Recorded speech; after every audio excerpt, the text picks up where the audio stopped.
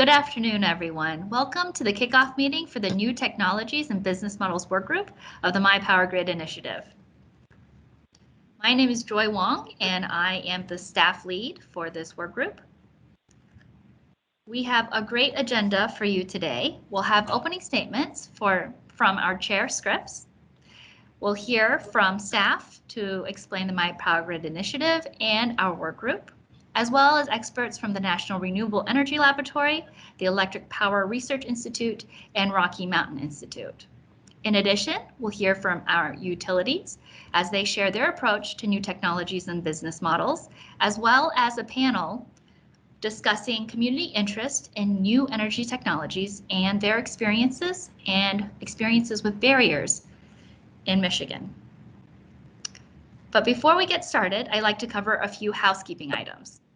First, this meeting is being recorded. The recording and slides will be posted on our workgroup website in about a week after the meeting. All the audience members will be muted, so please type your questions into the chat box. And to access the chat box, click on the little talk button or icon in your Teams bar, and you should be able to type in your question. Staff will ask your questions during the Q&A session. And should we need any clarification for your question, we will ask you to unmute. And to do so, you press *6 on your phone or click your mic button in Teams. Afterwards, please mute yourself again. The chat box also notes when audience members enter and exit the meeting. These are automatic messages from Teams. And so please do not be alarmed if it says that I removed you from the meeting. That is just an automatic notification.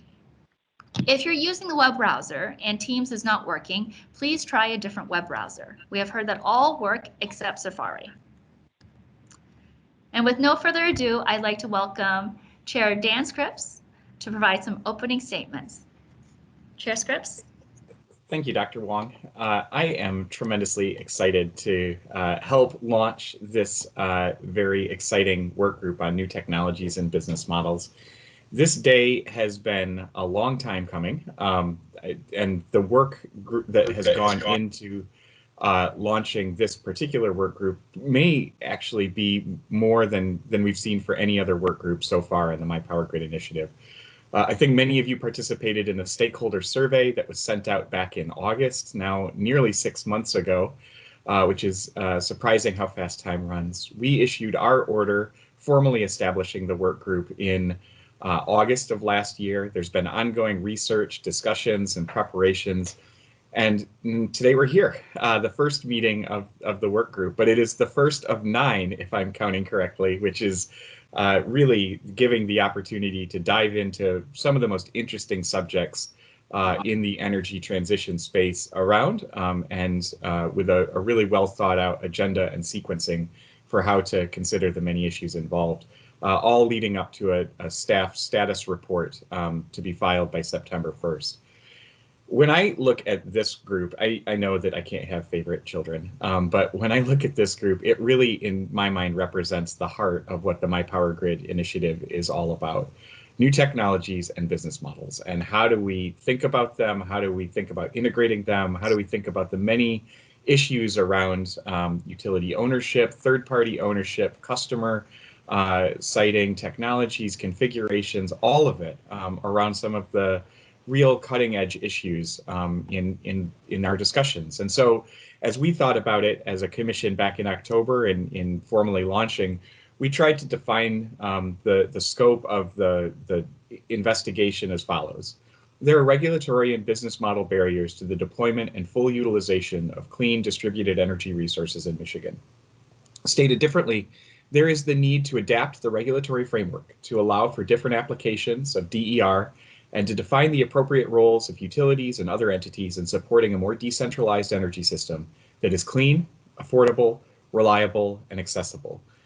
That's a lot all by itself. And so in part, to further sort of define the work, we wanted to focus on a couple of key technologies, including microgrids, electric vehicles, energy storage, distributed energy generation, and space and water heating using heat pumps.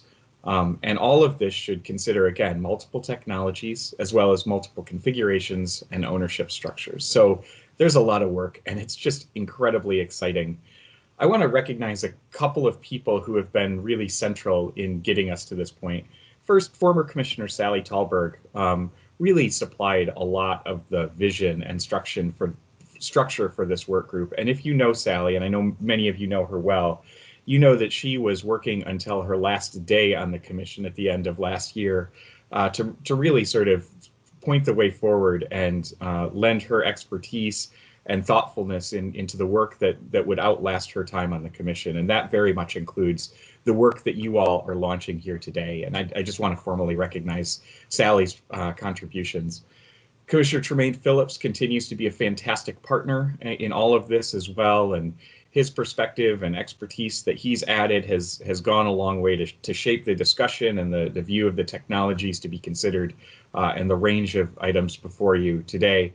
And I'm happy to note that Commissioner Catherine Paratic will be the commissioner lead for this effort.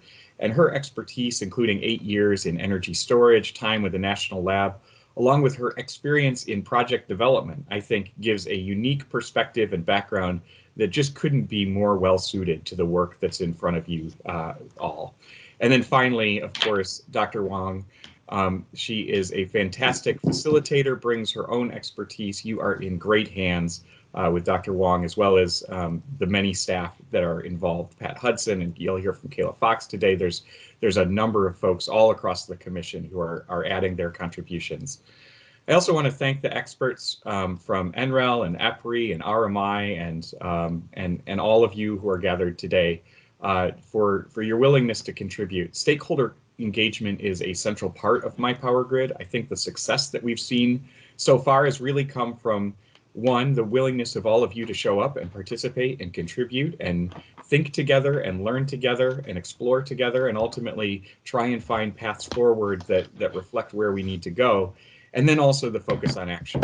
We've said it over and over again. Our goal here is not reports or to-do lists, but actually, changes in our regulatory framework, the adoption of rules, the adoption of orders, and guidance and the rest. And I very much expect that will be the focus of this group and that we'll have some things that we can begin to implement as you wrap up your work later this year. So with that, I'm going to turn it back over to Dr. Wong. I'm tremendously excited for what you all are launching here today. Again, I think it is as central to the goals of My Power Grid as anything that we've done to date, and I'm excited to see what you come up with. Thanks very much. Thank you so much, Chair Scripps. Next up on the agenda, we will have Kayla Fox sharing some background on My Power Grid and our work group. Kayla, will you please share your desktop and your slides? Good afternoon. I am Kayla Gibbs. I recently got married. My name was Kayla Fox, as Chair Scripps did say, but I do work in the Customer Assistance Division at the MPSC. And I am assisting Joy as well as other team members in the New Technologies and Business Model work group and their efforts. So like Joy stated, this is just a brief overview of the My Power Grid initiative as well as details regarding the work group. Order U-20645 was the initial My Power Grid initiative, which focused on a multi-year stakeholder initiative to maximize benefits of transition to clean, distributed energy resources for Michigan residents and businesses. It engages utility customers and other stakeholders to help integrate new clean energy technologies and optimize grid investments for reliable, affordable electric service. It includes outreach, education, and regulatory reform. Within My Power Grid, there are 3 core areas of emphasis, which are also referred to as the 3 pillars. They include customer engagement, integrating emerging technologies, as well as optimizing grid performance and investments. This new work group is included in integrating emerging technologies.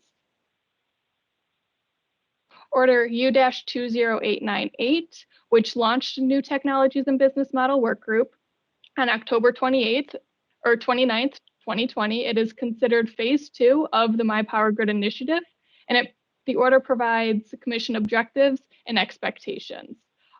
There are regulatory and business model barriers to the deployment and full utilization of clean distributed energy resources in Michigan, and that is touched on within the order.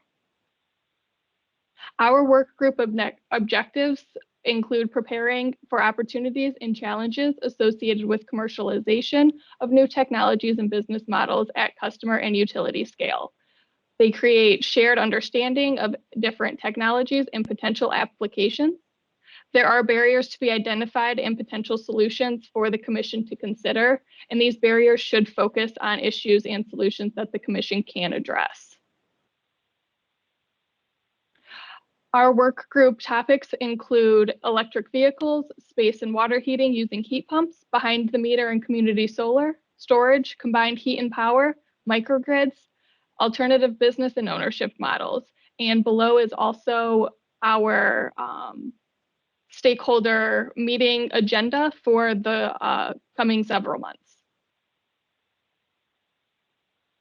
You can get involved by accessing the My Power Grid Initiative website, which is listed on the slide. You can click on the website during the slide deck that is provided at the end of in about 2 weeks, like Joy stated, and it'll take you to the homepage. If you scroll down, you can come across the 3 pillars. And if you click on emerging or integrating emerging technologies, it'll bring up the 3 work groups, and ours is listed at the bottom, new technologies and business models.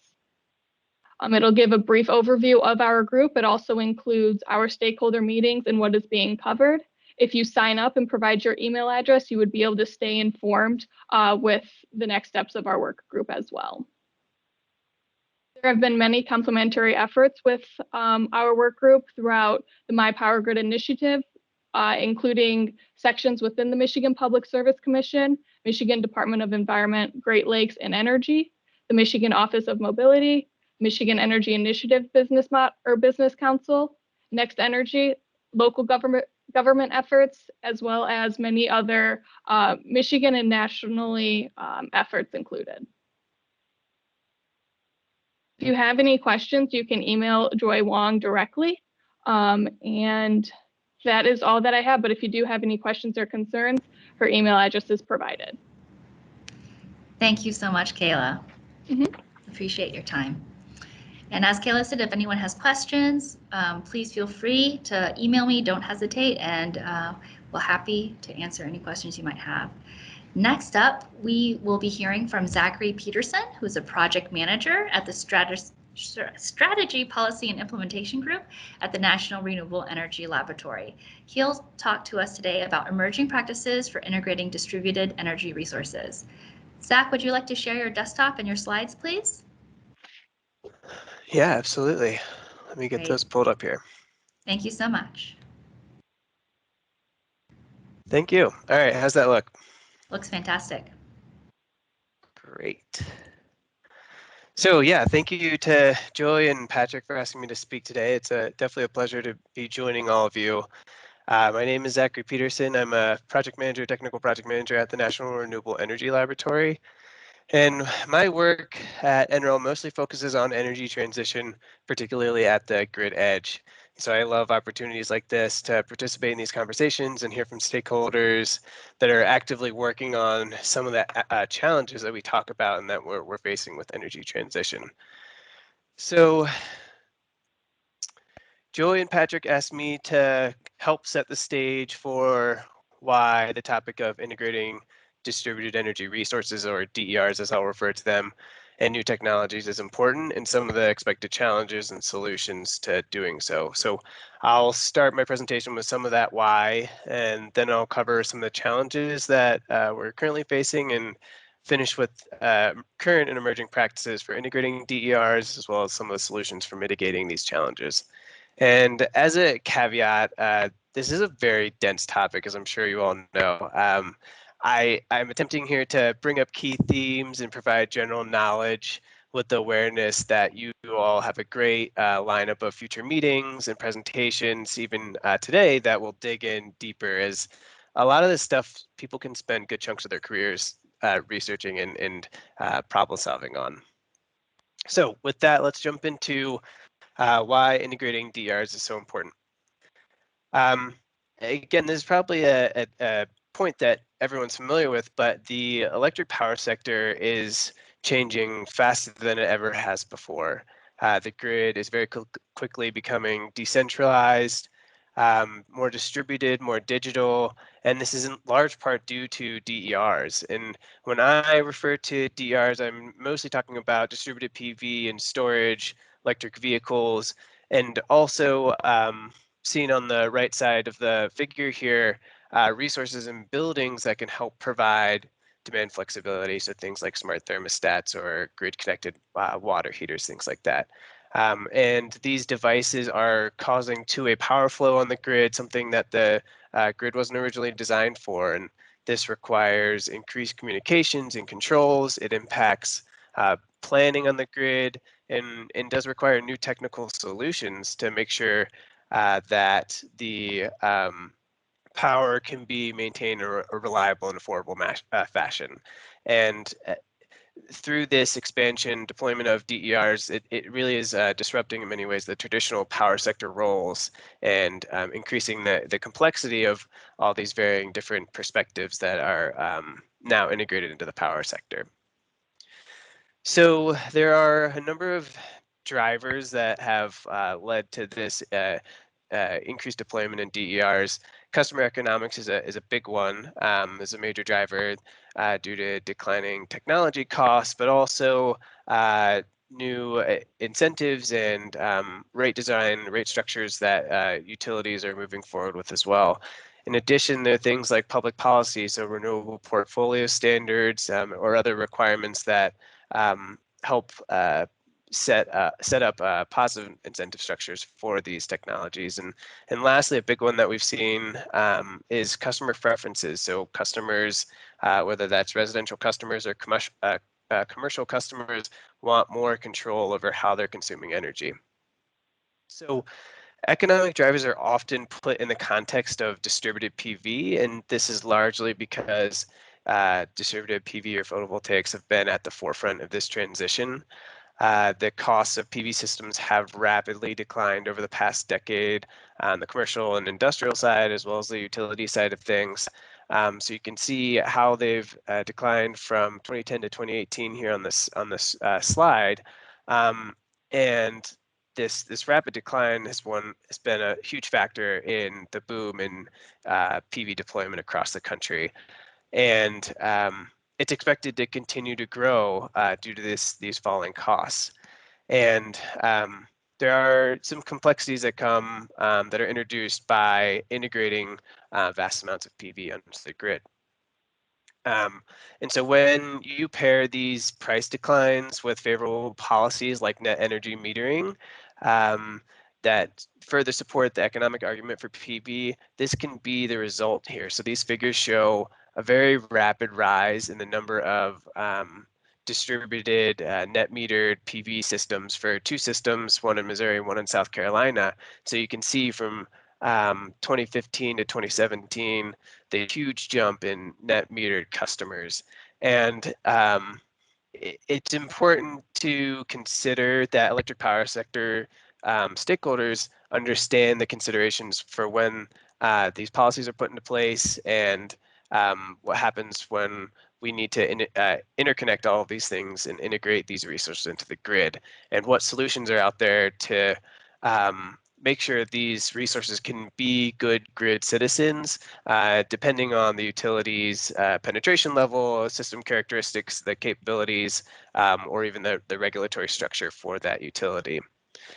Deployment of battery storage has also seen a significant jump over the past 5 years or so, and it's quickly changing the marketplace and changing the system configurations that are getting integrated to the grid.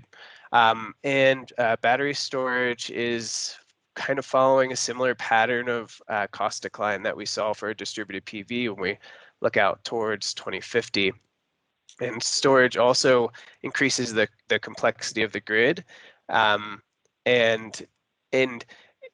although it comes with its own complexities, it also presents a host of opportunities for mitigating some of the tougher grid challenges that are out there.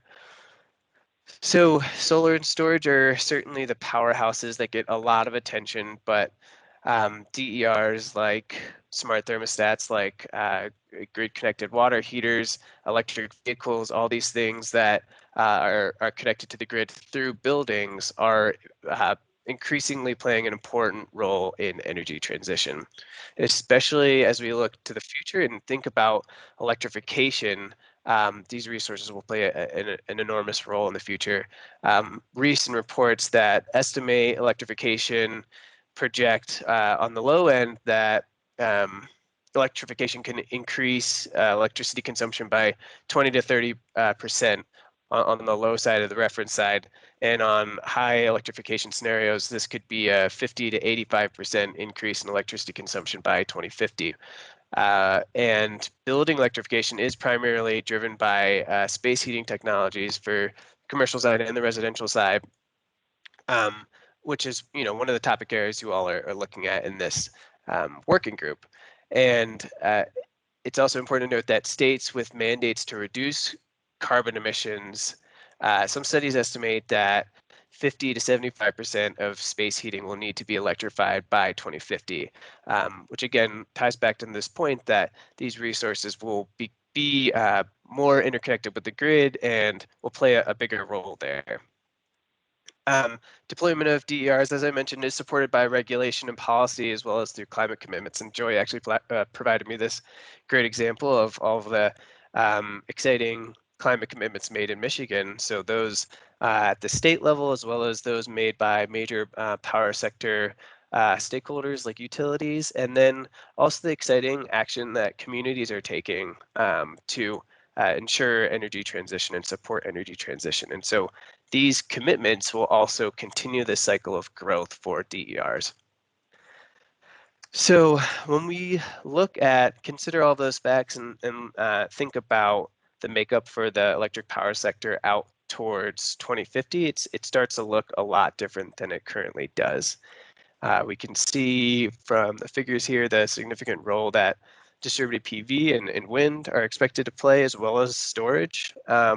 And this will certainly bring complexity that needs to be addressed to help maintain reliable, affordable power to the masses. So kind of wrapping up on the why here, it's important to remember that DERs are a disruptive force. It's shaping the power sector, and it's happening right now. Power is flowing backwards. Customers are becoming actual investors and market participants, and utility business models are being challenged. And it's important to note that over the past 100 years, utility planners have been the one deciding what the grid looks like. And right now, planners don't necessarily decide how much DERs or what kind or where or how they're being operated and integrated into the grid. They're not playing as big of a role, or customers are playing a more important role in that these days. And utilities base investments on identified needs, and these needs are changing as customers add DERs. And so new technologies and business models and solutions to integrating these resources are important to tapping into the opportunities that are out there and also mitigating potential risks. So I'll talk a little bit more about some of the specific challenges and added complexity for deploying DERs now. And another caveat, I'm kind of focusing on the integration challenges versus operational challenges that arise related to control and communications for DERs. So again, putting this in the context of distributed PV, because this has been the primary resource that's caused a lot of disruption over the past decade. What we often hear at the lab from utilities as a major concern is voltage control due to integrating these resources. We also hear concerns related to reverse power flow, power protection system coordination, as when you start pushing current in different directions, fuses and circuit breakers might not coordinate as they were designed. Unintentional islanding is a big concern for safety as well. And increased equipment operations to regulate voltage control can sometimes decrease lifespans of devices and increase maintenance. So there are a good number of challenges that are out there. And in addition to sort of the technical side, there's also the soft cost side. So I know Michigan has paid good amount of attention and done some work on the interconnection side, evolving standards. And so I won't really dig into those, but there are also challenges on the soft side of this as well. There are a lot of challenges related to data transparency as well. So a general lack of data transparency on where potential constraints are on the grid, or constraints are so that they should be avoided by developers. There's not a lot of great information, speaking on a national context, about that helps developers identify areas where DERs could benefit the grid and pursue projects in those areas. And so sometimes this can lead to speculative applications that can sometimes clog interconnection queues and back things up there. And tools like hosting capacity maps can help increase data transparency, but there's challenges with those as well. So developing these sorts of tools might be outside of typical wheelhouse for utility. There's also questions about incentives for equity in terms of who's developing these tools and who's using them. Nationally, again speaking, there needs to be more understanding of what functionality is needed for these tools, what data should be integrated into them, and more information related to how much they should cost, things like that, that would help move the needle and improve data transparency. Speaking about storage in particular, definitely brings some challenges to integration. And again, in particular, I'm thinking about battery storage here. Of course, safety is a big concern that's gotten a lot of attention in the media over the past couple years. And on the integration side, storage is difficult because it can act as a generator or a load. So a lot of utilities are still learning how to evaluate storage from a planning perspective, and updating interconnection practices due to these concerns. And so sometimes that involves even updating technical screening processes and things like that. And in addition, there's a lot of uncertainty for the best methods for solar plus storage configurations and metering requirements. And this is difficult because metering is typically a function of tariff compliance. And so all of these challenges kind of get compounded on each other. And if we even take a step back further from tariff compliance, there is still a lot of work that needs to be done to figure out how to properly compensate storage for the wide range of services that it could provide to the grid. From a utility bill perspective, there are, in the industry, this is discussed a lot of concerns about disruption to utilities based on a buzz term that's been talked a lot about is the utility death spiral. So it's this idea that DER adoption can incentivize customer defection. So, a customer installs DERs in their home, solar plus storage system. So they're reducing their utility bill or eliminating their utility bill completely. Consequently, there's fewer customers to support the revenue requirements for the utilities, which causes rates to increase. And higher utility rates encourage more people to install DERs to reduce how much they have to pay the utility. And this idea that this can cause a spiral is an important concept, and one especially important because it can lead to equity concerns. But this can be mitigated with appropriate compensation mechanisms and tariff design and all of the different pieces that go into this. All right, so there are numerous challenges on the integration side, but I kind of want to shift gears here a little bit and talk more about how these technologies are being integrated and some of the solutions to keep in mind, because there are a lot of great solutions that are emerging out in the industry. So there is a ton of interesting work, including pilots and research that focus on how we can enable DERs to be good grid citizens. And power electronics devices are playing a huge role in this, and they can be used for in a variety of ways. So from providing reactive power control, supporting voltage ride-through and frequency ride-through, helping systems avoid things like unintentional islanding from a safety concern. And a lot of these technical solutions are applying things like standards like IEEE 1547 help us ensure that DERs can be integrated safely and reliably. But it's important to think about the role these electronics play as we're thinking about integrating technology and what business models we're applying.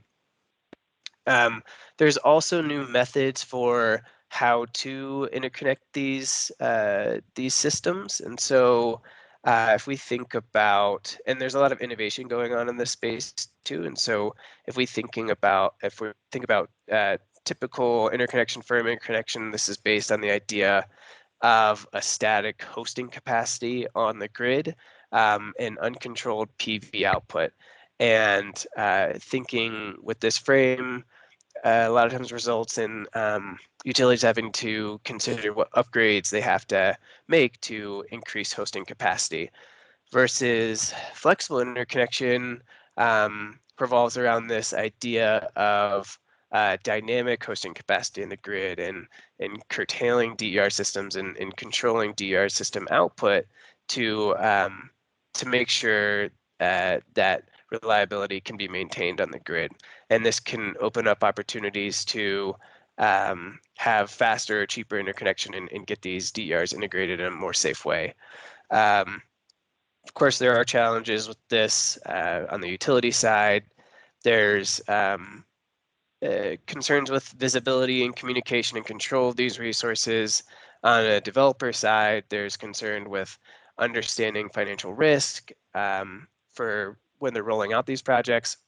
And of course, for a regulator perspective, it's how do we make sure these contractual agreements make sense, and what are the rules that we're developing. But it's interesting to think about these new approaches and how different business models could enable growth in a better way. So speaking of business models, there are a variety of business models to deploy DERs, and what I'm talking about mostly focus on DERs that need a formal interconnection agreement, so largely solar and plus storage. And there are three general buckets, so customer-owned, direct owner, also known as direct ownership, utility-owned business models, or lastly, third-party owned. And the third-party ownership business model was one of the major contributors to the boom in distributed PV over the past decade. And so in the traditional customer-owned model, the building owner would purchase the system, they'd finance it, and they would own it, and they would purchase all the electricity and export any excess to the utility, versus a third-party ownership model allows private capital to come in, and they actually procure the system, they finance it, they maintain it, and through that relationship, they can monetize tax credits and incentives sometimes better than a building owner might be able to. And an interesting variation of this customer-owned model that I wanted to mention is the customer-owned group purchase programs. And this is interesting. There's actually been some success in kind of the Midwest area of in Illinois and Missouri in particular that have pursued this. And this is essentially when a group of interested homeowners or businesses get together, they learn about the technology, and they work together to identify a solar installer and by doing it as a group, they can create opportunities for economies of scale, and some research has shown that they can drop the price for installing distributed PV in particular by 12 to 13% compared to what an individual would be able to do that. So, and this could be employed through a third-party ownership model as well. When we talk about third-party ownership, they traditionally have operated with power purchase agreements, physical power purchase agreements, and this is an arrangement where typically the customer is purchasing electricity from this third-party system, and they typically also have to still purchase power from the utility, so they maintain that relationship, but they're reducing the amount that they pay to the utility. And in some cases, there's also relationships where the utility is purchasing renewable energy credits from that third-party owner as well. There are some interesting new models that are out now related to virtual power purchase agreements. And so these are typically for corporate buyers, and so this corporate buyer doesn't own and isn't responsible for the physical electrons. This is just a financial transaction essentially, and so because of that, there are a variety of different methods here, and so these are just some examples. Rocky Mountain Institute. Shout out to them. They've done some interesting work here in summarizing the different arrangements that are out there. And so with these arrangements, the customers typically maintain the relationship with their utility. But yeah, I recommend you check out that the research they've done there for more information. Community solar is another business model we're seeing more and more of in the industry. This model can be led by utilities or developers. There are even nonprofit business models as well. And it basically just provides an alternative to a customer needing a rooftop for the PV system. And so this is a model that supports equity in availability of renewable energy for instance, low-income communities. And particularly if we think about utilities leading these projects, there are some great opportunities for the projects to be strategically located, for them to be integrated with batteries maybe to provide grid benefits and help the utility. This allows the utility to maintain control over asset utilization sometimes. And it can be installed at a lower cost than a typical net energy metered system. And so there are different ways to deploy community solar that that can create more opportunities. So another interesting business model that we're seeing emerge is this idea of microgrids as a service. These microgrids can use a variety of technologies, so it could use fuel cells, solar storage, all of these devices to create these microgrids. And what we're seeing a lot of is third parties coming in to deploy these, and it provides a lot of benefits, resiliency being the biggest one, because they typically allow customers to island if there's something like a grid disruption. But utilities are so central to the power system that a lot of thought on our end goes into different ways that we mitigate business model disruption. And so I also wanted to share this idea that there's a lot of different opportunities out there for utilities to be involved and engage with DERs. And this could be with helping with customer acquisition or project financing, helping with grid management, of course, and ownership of resources. And ultimately, the business models available to the utilities is limited by, one, the customers that they're engaging with, but also the regulatory environment in which it operates. And so you have to keep that in mind as well. And the ultimate goal is to be able to use DERs to harness multiple value streams. So in our industry, we talk a lot about the value stack, and the industry is kind of circling as a whole to figure out how best to enable DERs to stack multiple values. So is the system providing demand charge reduction for the customer? And then also, is it helping reduce distribution congestion at the distribution level? And is it also helping to provide resource adequacy in times of need?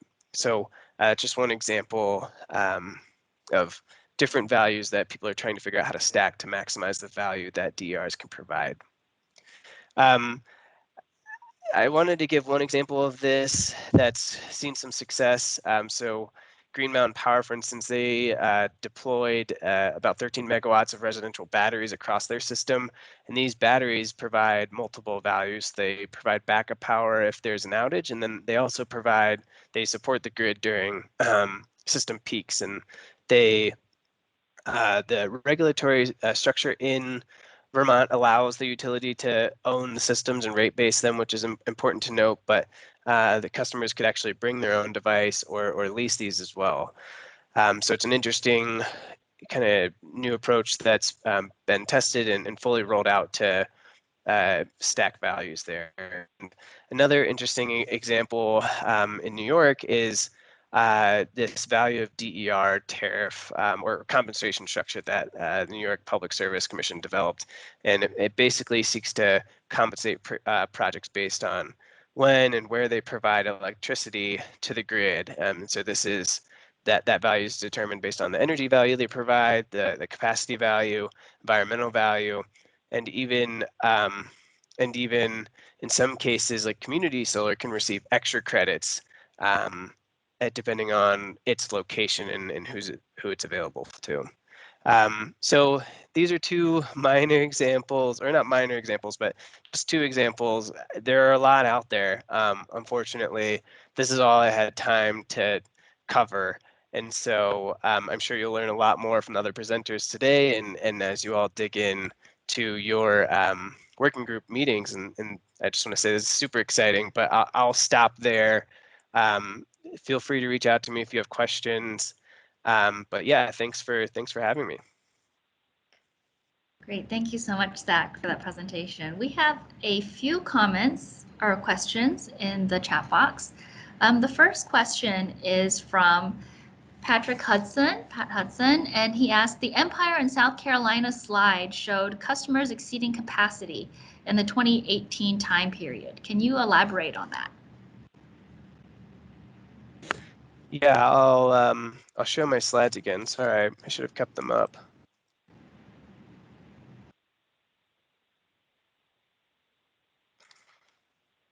Let's back up here.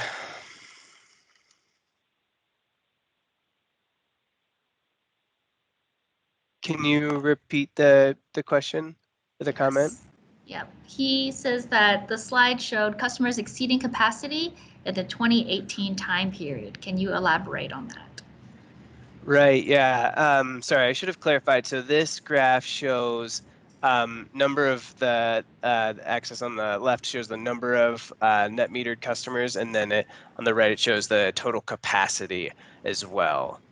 So it shows kind of, it gives the context of like number of customers that are actually involved, but also the total capacity that's integrated into the grid. Sounds good.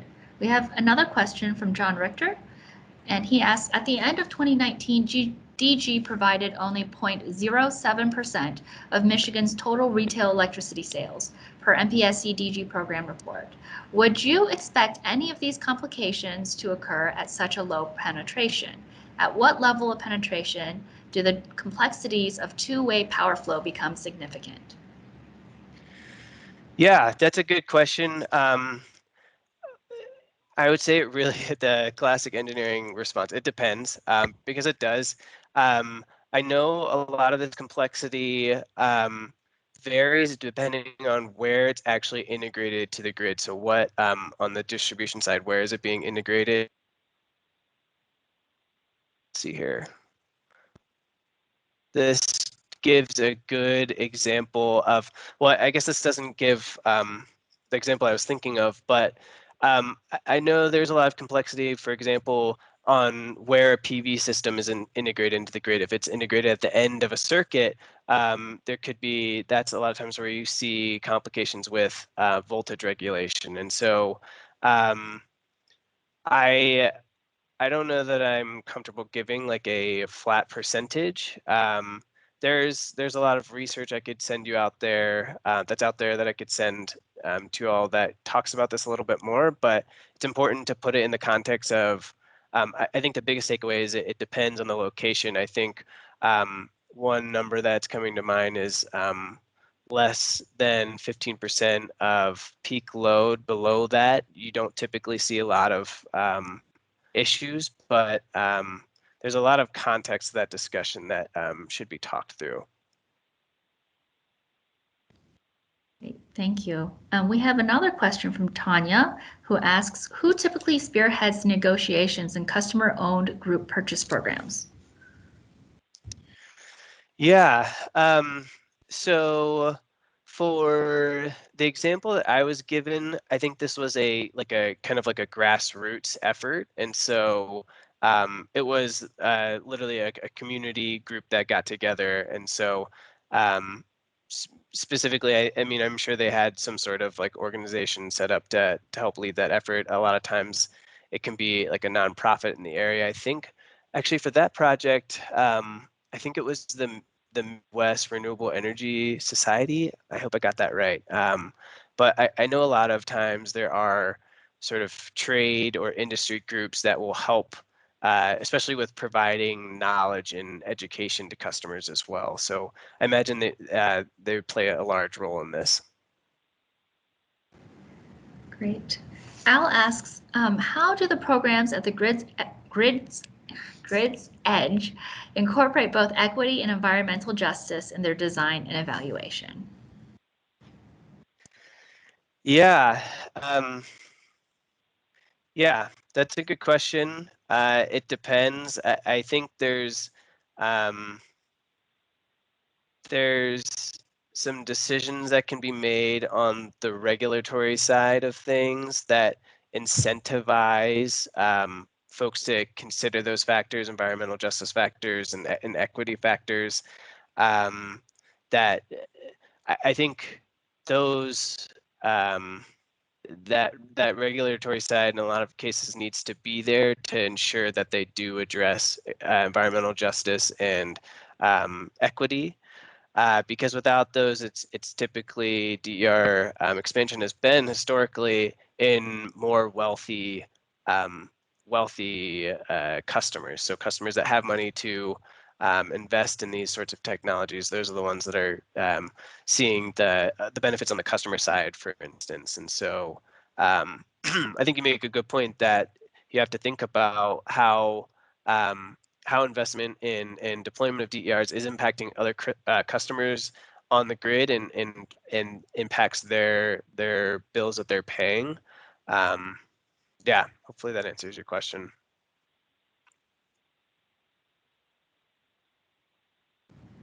Great, thank you. We have another question from Tanya. She asks, has NREL looked at the distribution transmission interface reliability needs for compliance with Order 2222, DER aggregation in wholesale markets? Short answers, I'm sure there are folks at NREL working on this. In my particular group, this isn't something that I've looked into, but I know we're actively engaged in sort of all the different analyzing impacts of all the different regulatory orders that are out there and trying to help communities figure out how to address them. So I'm sure there's someone I could look into and ask around and see if there's someone in particular. If you want to follow up with me, I can kind of help make a connection there. I'm happy to do that. That'd be great. Thank you, Zach. And we have another question from Missy. She asks, to the extent you can respond, if you could wave a magic wand and pass 1 or 2 regulatory changes in Michigan to make DER easier for all stakeholders, or at least customers, what would those changes be? Yeah, our role at the lab, that's not a question I guess I'd be comfortable answering. That's typically not dictating public policy as in our role at the lab. So that's not a question we're like typically supposed to answer. I think of course, there's a lot of great things. Our role is mainly to kind of look at what's been tried out there and summarize like best practices, things like that. I think we do put out a lot of resources related to those sorts of things. But yeah, sorry, I'm gonna punt on that one. And I have a question for you too, Zach. So for the value of DR tariff that you provided, the example in New York, you mentioned that they compensate the projects based on the values that it provides, whether it be like the capacity value or other benefits. And I was wondering if you could discuss whether there's good sources for estimates of value for various DERs. How does New York decide upon what those values are? If you could talk about that a bit. Yeah, so I mean, I think the big push here is bringing home the idea that DER value is very dependent on location and time that the resources are providing services. So, you know, the power, the bulk power at the bulk power level, like costs are based on a lot of times the peak load on the system. And so if you have DERs coordinated to provide support during those peak hours, you can bring the total cost of operating the grid down. And so this tariff is very focused on, okay, it's great if we have solar and storage and demand flexibility from things like heat pump water heaters, but we need to make sure that their loads are coordinated to provide support when it's needed. And again, this is a lot of times put in the context of peak hours on the grid. But in some cases, it's also can we shift energy when we're curtailing renewable energy, for instance, because we don't need it on the grid at the time? How can we maybe we can preheat or pre-cool homes? How can we store that energy to provide value in higher value hours of the year? And then the other factors I mentioned, I feel like I gave somewhat of a vague answer on this question of like, when can PV cause issues on the grid? And this is location is another very important aspect of this, because how much DERs can be integrated on one circuit versus another can vary very widely. And I think there's a lot of research out there that shows that. And so I think the important aspect of this is identifying where DERs can add value and focusing deployment efforts there. Maybe you are deploying PV with advanced inverter settings that can help mitigate voltage regulation or storage systems similarly, or maybe you're concentrating energy efficiency efforts in an area that typically faces distribution congestion or transmission congestion to bring to reduce load in those specific areas. And so how they're doing that, I think that's still being figured out in a lot of ways, and people are still working on that. And the value of that is dependent on the system as well. Great. Well, thank you so much, Zach, for your time today and your presentation. We really appreciate you sharing your expertise with our group. And with that, I think we'll go on break. We were a little ahead of schedule, so I'm going to see if we can preserve 5 minutes of that and maybe extend our later break in the later in the afternoon. So if everyone would just take a brief break, and we'll see you back in 10 minutes. Thank you guys so much.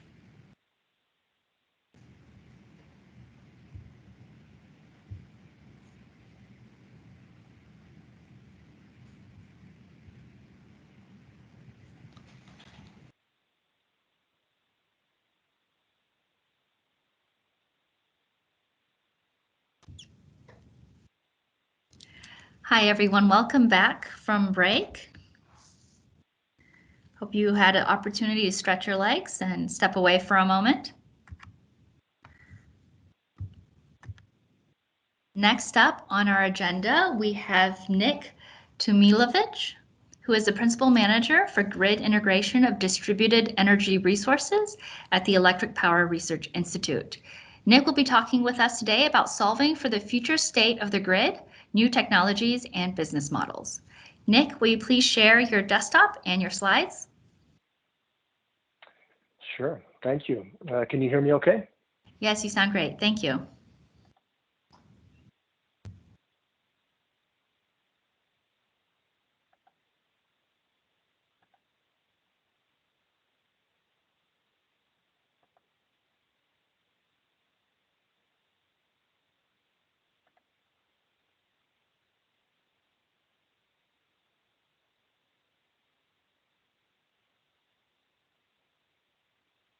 Okay, can you confirm you can see the screen?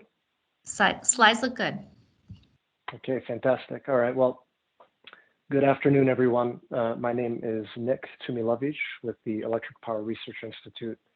I just want to say thank you for the opportunity to sit here with the Michigan Power Grid New Technologies and Business Models Work Group.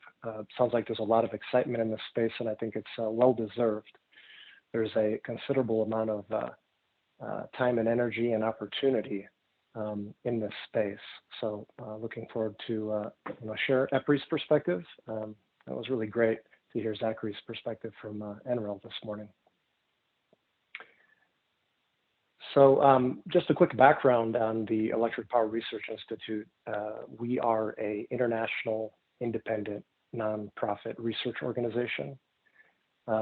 We are driven on a daily basis to help support the advancement of safe, reliable, affordable, and environmentally responsible technologies, supporting the growth of the electricity industry.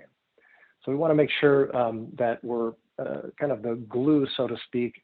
One of the things that I'm doing specifically within EPRI is ensuring that in order to maintain that safe, reliable distribution system, that all of the products that are being developed in the early technology readiness level stages and those that are being deployed commercially and trying to achieve scale are in fact meeting the requirements and the needs of the customers, of the integrators, and of the utilities.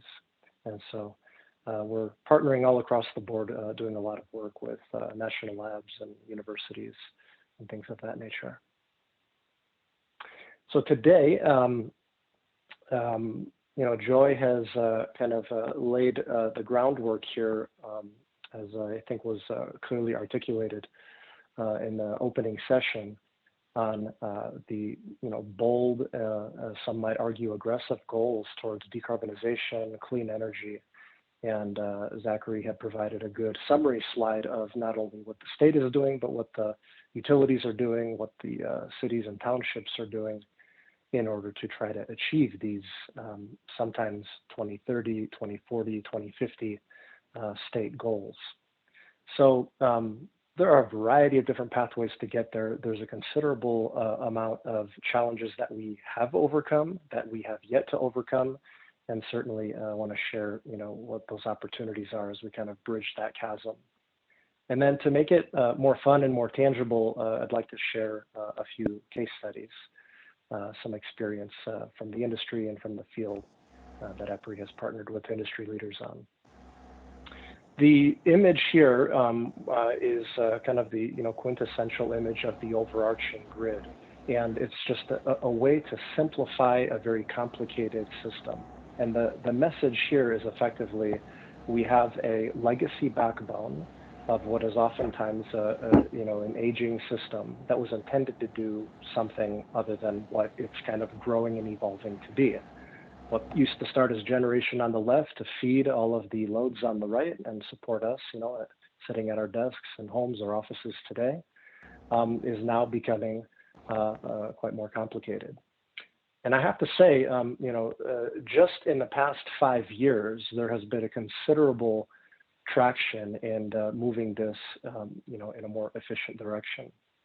So the conversation today is really going to focus on that right side of the screen, but to be cognizant that, in order to achieve those 2040, 2050 clean energy goals, this is a system-wide thing. But just what I have highlighted here on the right side, the distribution system, the circuits, the feeders, the end loads, the edge of the grid, so to speak, is really where that complexity resides that I'd like to discuss. So the three key, really simplifying, variables to track in order to help us get to where we need to be in the state of Michigan and with the utility goals and whatnot, corporate goals as well, is electrification as the first. And we're seeing an increasing, drive towards electrifying many things that were previously not. So you see load growth with the development and the operation of data centers as an example.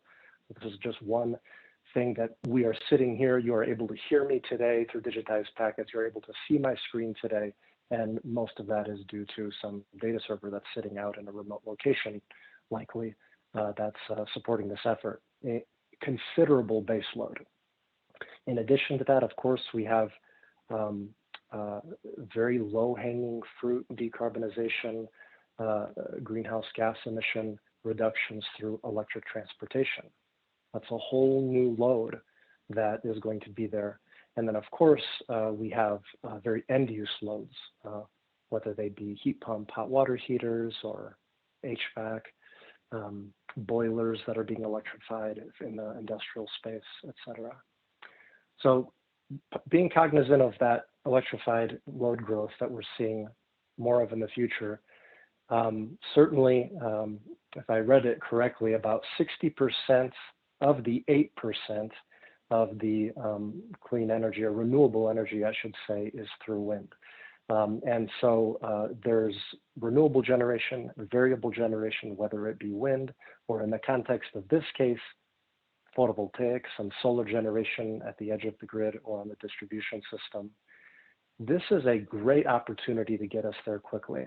As Enro pointed out, there's been decades of study, wonderful tools that have been developed to really maximize what inverters can really do today. And I think that's, if nothing else, it's the key of my message today is to all the stakeholders that the technology really needs to be leveraged and be allowed to be valued. And solar is one of those. The downside of renewable generation is that it's variable, and the wind blows when it likes to, and the sun shines when it does. And energy storage is a bit of that mitigating technology that has been demonstrated over the past, coming up on, more than a decade, commercialized, deployed in the field, and always being iterated on, new chemistries, new technologies being developed. But that is a good, as I heard the other day say it put very well, a bit of a catch and release for those fishermen and women out there. Being able to soak up that sun between 10 and 2 every day, and then to offer that up to the local loads, or even, to other parts of the system later or earlier in the day. So one of the, I think, key opportunities here is to truly work towards, in the 5, 10+ year horizon, developing cost-effective and reliable methods to ensure that as these are being deployed, that the system is situationally aware. And in parallel, that the interconnection through the utilities in partnership with those integrators, hopefully working closely together, can make sure that they are not only good, providing good customer value, but also have the potential to be good grid citizens as well. So about 5, 6 years ago now, I thought this was an interesting story to share with you all because Michigan is embarking on this bold initiative, and back in 2015, the California Public Utility Commission was doing a very similar thing. And ahead of a 2020 mandate to make all new residential construction zero net energy, by 2020, and that same applies to commercial industrial for 2030. There was a, well, you've got 5 years, figure it out, build these homes, and tell us what the grid impacts are going to be if a home sitting on a secondary transformer, if a cluster of homes, a community, if you will, what will that impact be? And so that was the first case where we were able to tie these 6 resources, so to speak, to simplify again, tie them together to demonstrate that they can be integrated, and then to measure that impact. And one of the, I think, the big learnings is that back 5 or 6 years ago, it was quite a task to work with manufacturers to really not have 6 different apps on your phone for each and every device, not to mention the high efficiency building envelope of the homes themselves. But considerable progress has been made in order to kind of harmonize all those devices and to locally, for the customer, make it more convenient and comfortable, and at the same time to demonstrate that you could configure this to be, one use case was we called autonomous load following. And if you size the PV right, and you size the energy storage accordingly, and you programmed your loads, such as your electric vehicle or two, then, and you did that based on some signals that you received from a utility program or a time of use rate, you could really make the home go away, so to speak, from a grid operator perspective, make the community go away. So there's a lot of potential there. And that may look like a postcard from the future, so to speak, but the reality is that from Alabama to Georgia to Florida to California, those communities are being developed as we speak. And the reason, from a Michigan perspective, is if you have 2 or more of these pieces, you're likely going to see an increased path of adoption in solar energy storage and electric vehicle adoption. And the utility tariffs are one that we always like to point to. Every quarter or so, it seems a utility is discussing or making plans or executing on moving from fixed rates to time of use rates. This is particularly interesting from an energy storage perspective.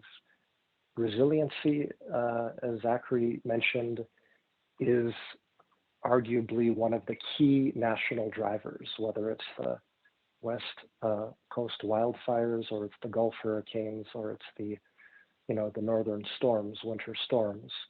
It feels like we're coming to a point in the industry where solar is now being offered to the tune of 20 to 30% attachment rate, meaning for every new solar that's installed, 20 to 30% of them in certain geographies are having batteries attached, in order to really not only provide customers with that energy independence, but also that energy independence translates to the reliability component, that customer resilience and the backup power.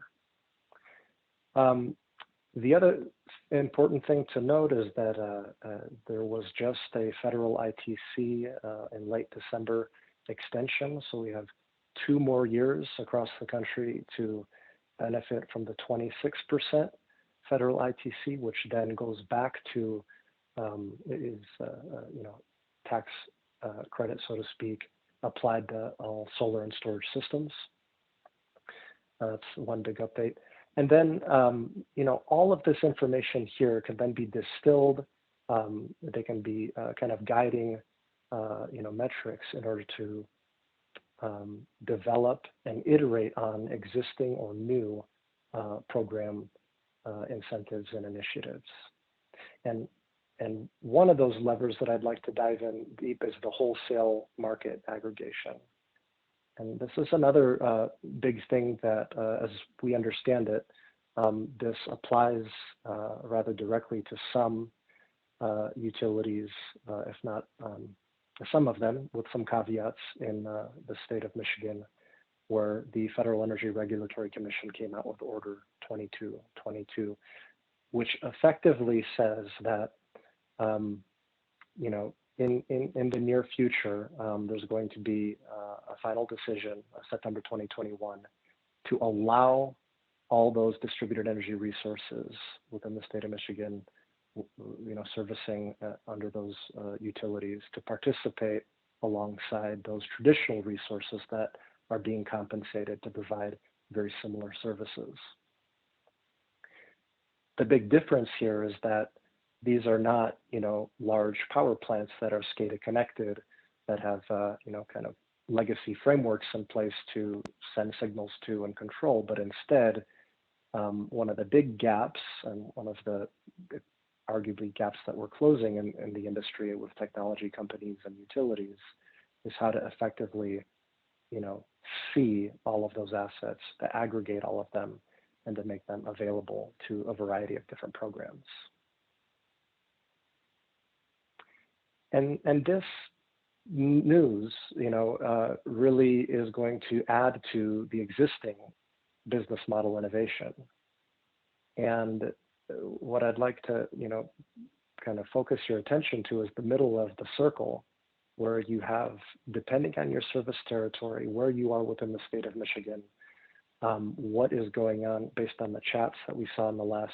It's really specific. That engineering answer, it depends, because you could be on the same feeder, but it depends on if you're upstream or downstream. You could have very different conditions, and your applications might be different. You might need grid services, as has been demonstrated on the Hawaiian Islands, where nearly every single solar system that is being interconnected onto that network today, at least on Oahu, certainly on Molokai, must have some sort of energy storage there, or some other mitigating factor like a static, you know, fast frequency response.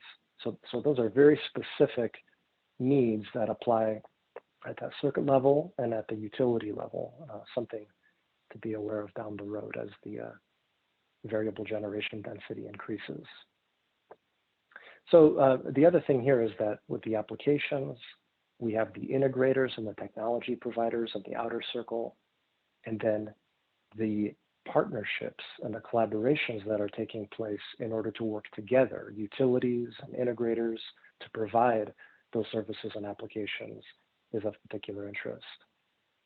And so this is not a, and I apologize in advance for some of my case studies, because some of them are California specific, but it's really happening across the country.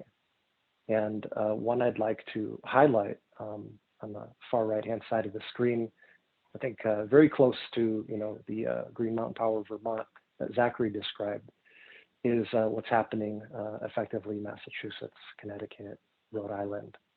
And the ability to take a legacy demand response program, which has been originally developed for other types of devices, perhaps thermostats and hot water heaters, has graduated into providing a rather lucrative compensation mechanism to aggregate. The utility works closely with all of those products, vendors, and aggregators, leverages the backbone, the umbrella of a DERMS provider in order to send a signal. And then what has been demonstrated in this area is that not only can this support the value to the distribution system, you know, more locally, but these utilities can actually work together under this shared program to solve, make visible, you know, dents in providing demand response and capacity response. So it's a very interesting thing to keep an eye on, and I suspect that a lot of these other utilities and integrators are going to be following suit to a certain degree. So the other case study that I wanted to share with you is again, happening in California, but this time Northern California. And this is of particular interest because we are, again, kind of centering around this growth with solar. This particular community already has a lot of solar. And with the cost reductions that Zachary talked about, the community choice is to install even more local generation, in this case for the school district and the surrounding neighbors and communities and office buildings. In addition to that, the Air Resource Board has provided grants to transition the entire diesel fleet, quantity of 15, over to fully electric EV buses. So you have these two things bookended happening. You have already a lot of PV, so you have some challenges to integrate even more because of the saturated circuits, the PV hosting capacity we discussed. And now we have 50 kilowatts times 15, which the grid operator needs to accommodate, charging in parallel. And so how do we effectively drop in a solution like an energy storage system to support, those kind of growth engines, so to speak? And being able to do that while providing that backup power, or as it's indicated here, customer resilience, and accelerating the payback for the owner, in this case, the school district, to participate in that market, frequency response, capacity, energy. And then all the while, the third kind of mechanism, which is a gap where there aren't really market mechanisms yet to say, well, this is the value of improving the voltage or the frequency on that particular circuit. So it's a really interesting project that is public and available. If you want to learn more about it, you can certainly contact me afterwards to learn more. The second and final slide on this project is, I want to highlight the gaps. So one of the things that we want to do at EPRI is make sure nobody's reinventing the wheel, and that design and that configuration has been a challenge, a significant challenge. A very high costs have been involved working with the interconnection department to say, well, the school wants to accelerate payback, so they should interconnect on the front of the meter to participate into the market. However, there are wildfires and earthquakes here, and we're pretty sure there's going to be public safety power shutoffs, several of them in the coming summer. So we would really like to have backup power, but to do that, you want to interconnect behind the meter. And so there's this delicate dance between picking and choosing which side to go on. There's an opportunity in the future to, have interconnection departments work closely with the integrators to say, what is it that we're trying to do here? We'll set up the protection relays if necessary. We'll make sure that we adhere, provide, low cost solutions, and in order to get the customer to, what they might need. The second, and I think other key point here is identified as the tariff. And this is a really key point in this project, as I showed on the past screen. It's not going to be uncommon for a facility, a home, a school district, what have you, that would like to install solar and storage, and they'll have EVs. And even in a progressive, arguably progressive, market and area in Northern California, these interconnection requirements are currently happening in a generally siloed fashion. And they need to be, there's an opportunity here for it to be streamlined and all of those DERs to be interconnected in a more situationally aware fashion. So, the point is that what once was 3 different interconnection agreements for each resource could potentially be, a holistically inclusive interconnection agreement. So solar and storage, there's certainly been inroads there. There's a lot of progress that has been made. And then looking towards incorporating EV could certainly help accelerate the adoption of these types of projects.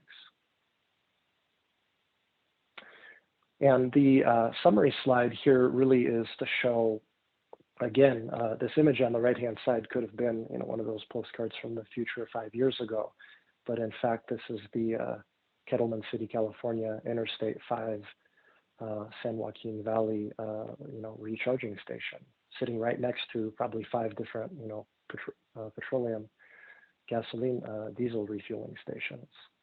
And this is a great demonstration of solar in order to achieve those clean energy goals, EV in order to have a low-hanging fruit, 40% carbon emissions reduction by transitioning to electric transportation, and then using that battery, whatever form it might take in the next years, to be able to catch and release that energy, and to also support more cost-effective interconnection agreements, interconnection processes, and operational reliability.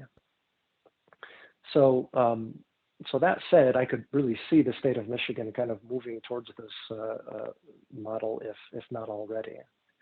And in summary, there are barriers that have been discussed here, and I think one of the key ones to highlight is really that local site integration of devices. The industry, the technology vendors really need to harmonize all the products, and then also to bring that back to the grid operator sitting at the network operations center to be able to manage the grid effectively, cost effectively, technically effectively, and also to develop programs, whether through integrators or utilities, to send signals to make it more dynamic as events and conditions are always changing.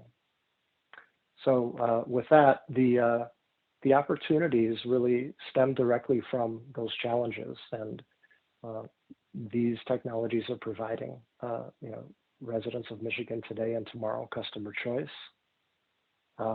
There's certainly an opportunity that's been demonstrated across state lines to use legacy programs like demand response to coordinate those assets and fully leverage them, and furthermore, really leverage the full potential of the technology. In some cases, all these batteries have bidirectional 4-quadrant inverters that are effectively untouched today, where they can really provide the frequency and the voltage support that might be required depending on where it sits on the service territory. So with that, I'll conclude, and I'd be happy to take any questions either now if we have time, certainly if anybody would like to follow up via email. And I added a slide, Joy, to respond to, I think, one of your questions that came up around valuing distributed energy resources. So I'll start there to try to kind of preemptively answer that previous question, to say there are open, free, publicly available tools. One is called StorageVet, very specific to energy storage. And currently we are releasing through state grants the distributed energy resource valuation and estimation tool, which effectively allows all the stakeholders in Michigan to provide inputs on system sizes of those, and it will give you outputs on value or potential value. That's really great. Thank you so much, Nick, for adding this slide at the last minute, and also for your presentation. We have a few questions in the meeting chat, so if you're ready, I can read through those right now. Yeah, sure. So we have a question from Yuja, and she asks, in your discussion on the Northeast Region Utilities Demand Response Program, can you clarify if the Demand Response Program is a state mandate program, rate-based, or a program for wholesale market participation? I'll jump back to that slide here. This is probably the best one here on the right-hand side. So this is really quite fascinating in terms of, this is called a Connected Solutions Program. It is encompassing a variety of states, I think 4, maybe 5 states if you include New Hampshire, 2 different utilities. that have basically combined together, working directly with integrators, leveraging some state incentives. Massachusetts, as an example, has the SMART program, and really taking the value that they modeled through providing, capacity value. And that's where they arrived at this, dollar per kilowatt for up to 60 events in the summer, maybe a half dozen events in the winter, where the utility is, again, working with the integrators to send the signals to assets that are not the utilities, rather customers that are willing and able to participate and would like to be compensated whenever those, 60 summer any, regulatory mandates.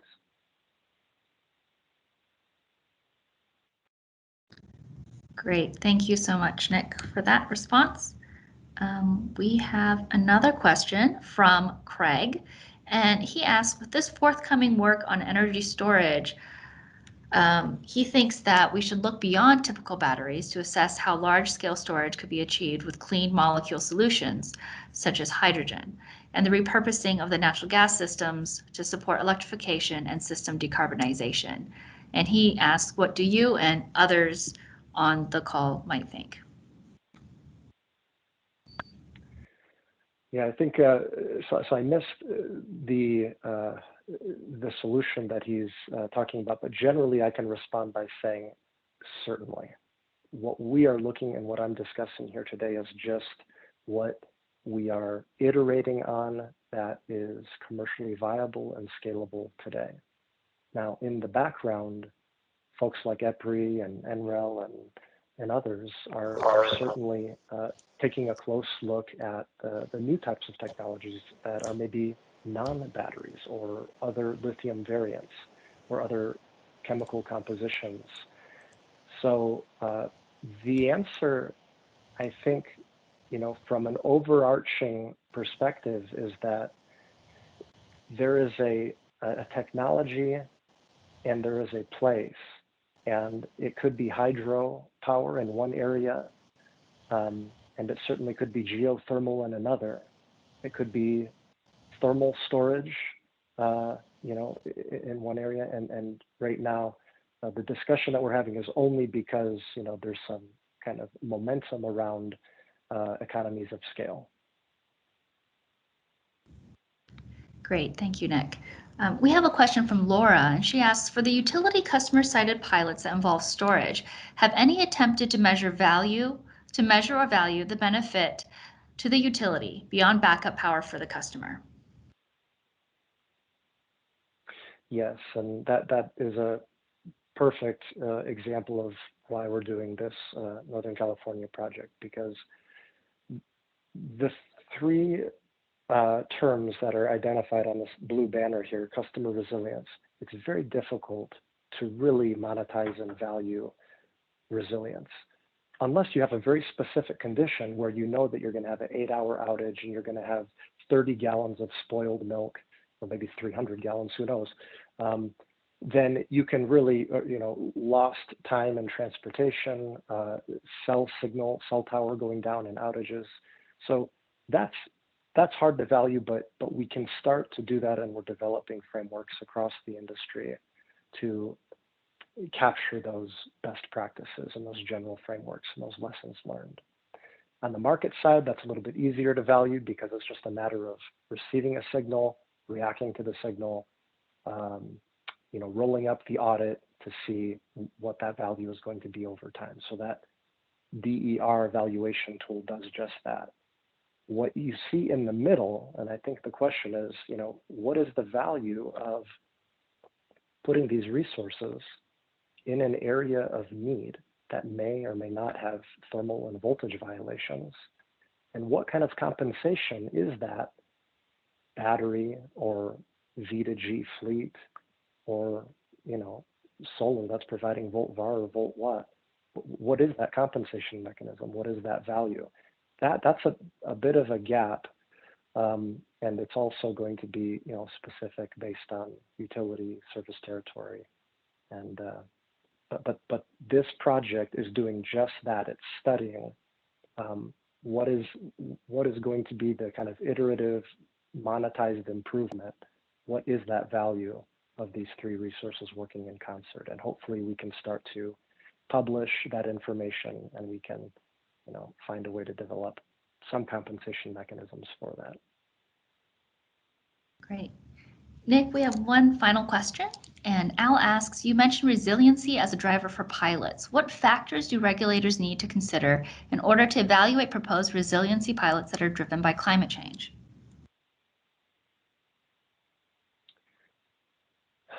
Well, I think that's a very good question. There is there certainly is a very clear need for backup power. And as I mentioned, when you combine that with kind of legacy deployments like solar only, it's actually what customers have been asking for the past 20 years that I've been doing this. So you're giving them that package. From a safety perspective, from a cost effectiveness perspective, there is certain technical due diligence, and there is a framework that folks like EPRI and others are building and sharing with the open community, which is actually on my very last slide. There's an Energy Storage Integration Council that all of you are invited to. It's just an open, free forum to participate in these working groups to understand,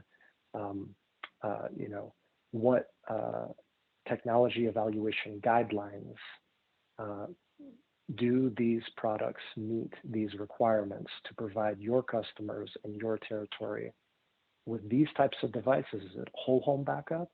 Is it partial home backup?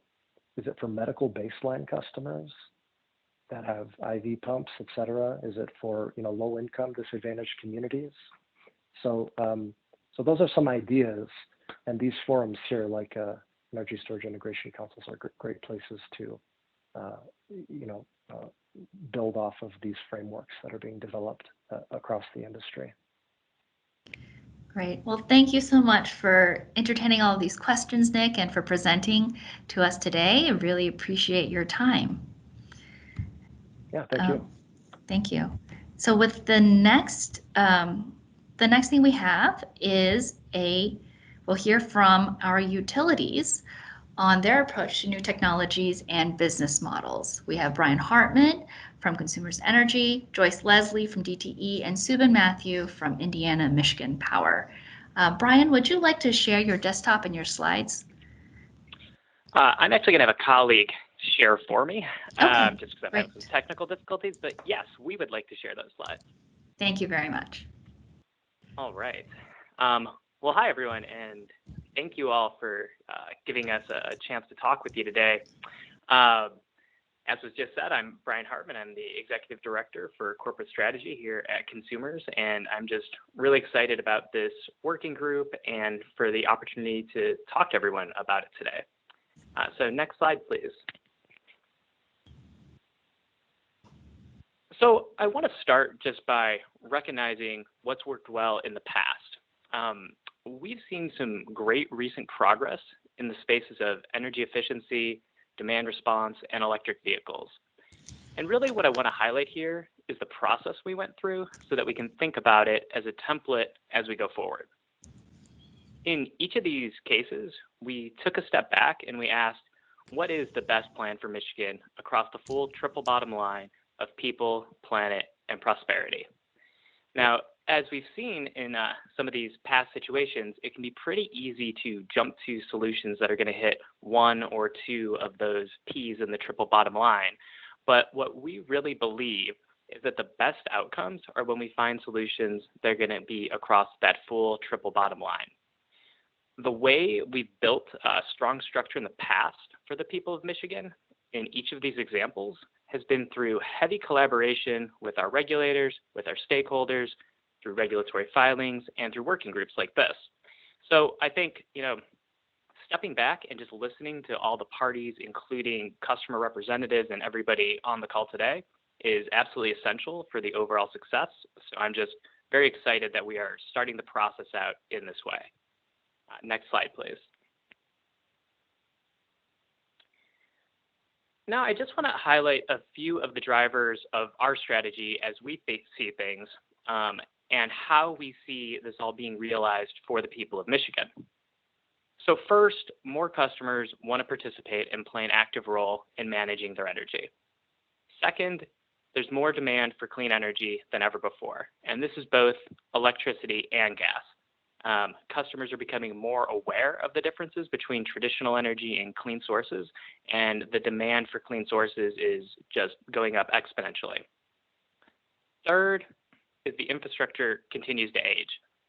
And then lastly, every day, new technologies are being developed and deployed that can help our customers and can help us better meet our customers' needs. So all of this combines to present a great opportunity for us and for the people of Michigan. Together, we can create a plan that's going to optimize clean energy supply and demand side management across a modernized distribution system. That's our goal. Next page, please.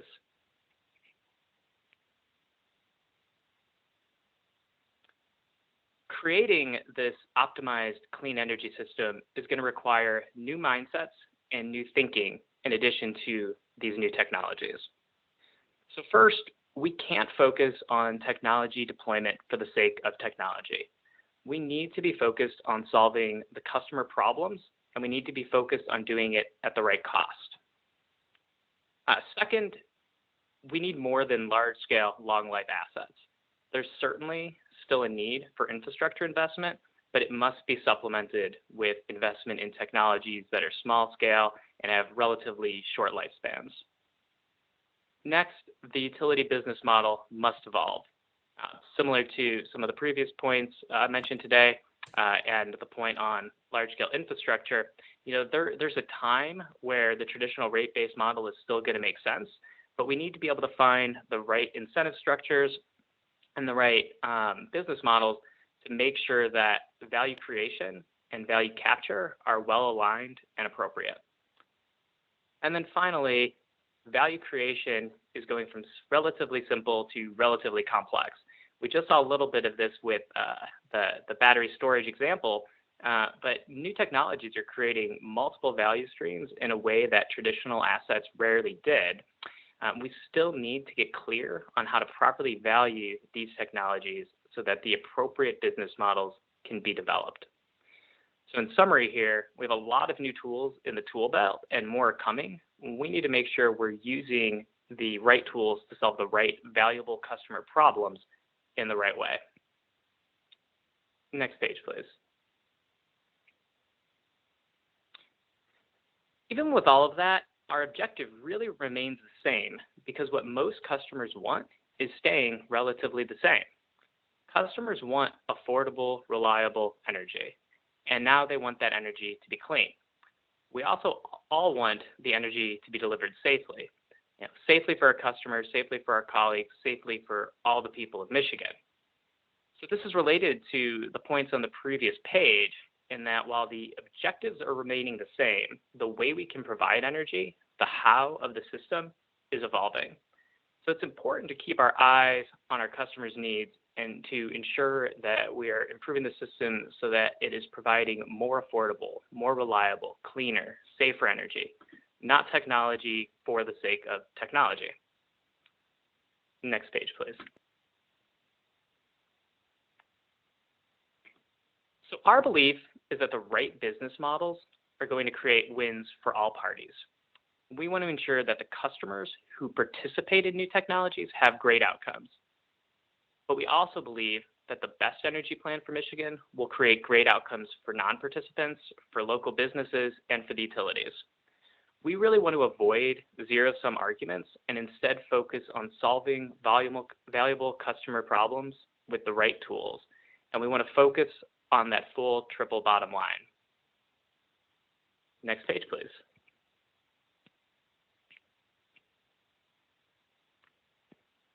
The last thing that I want to leave everybody with today is that there is a need for speed. We need to start moving at the speed of technology development and customer preference changes. We need to find ways to pilot and test things more quickly. And this includes technology deployment, but also new business models and new pricing systems. We need to be able to quickly understand what our customers really want and what our customers really value so that we can deploy the right technologies with the right business models to solve customer problems at pace. All right, thank you. And with that, I'll actually just open it up to questions. Great. Thank you so much, Brian, for the presentation. We have a few questions in the chat box here from Steven. And the first one is CHP an option for power generation? Broadly speaking, I suppose it could be, but I'm not sure if there's a specific reason why someone wants to bring it up right here, right now. I think, generally speaking, you know, all options could be on the table, and we'll have a new IRP coming out later this year. Okay, sounds good.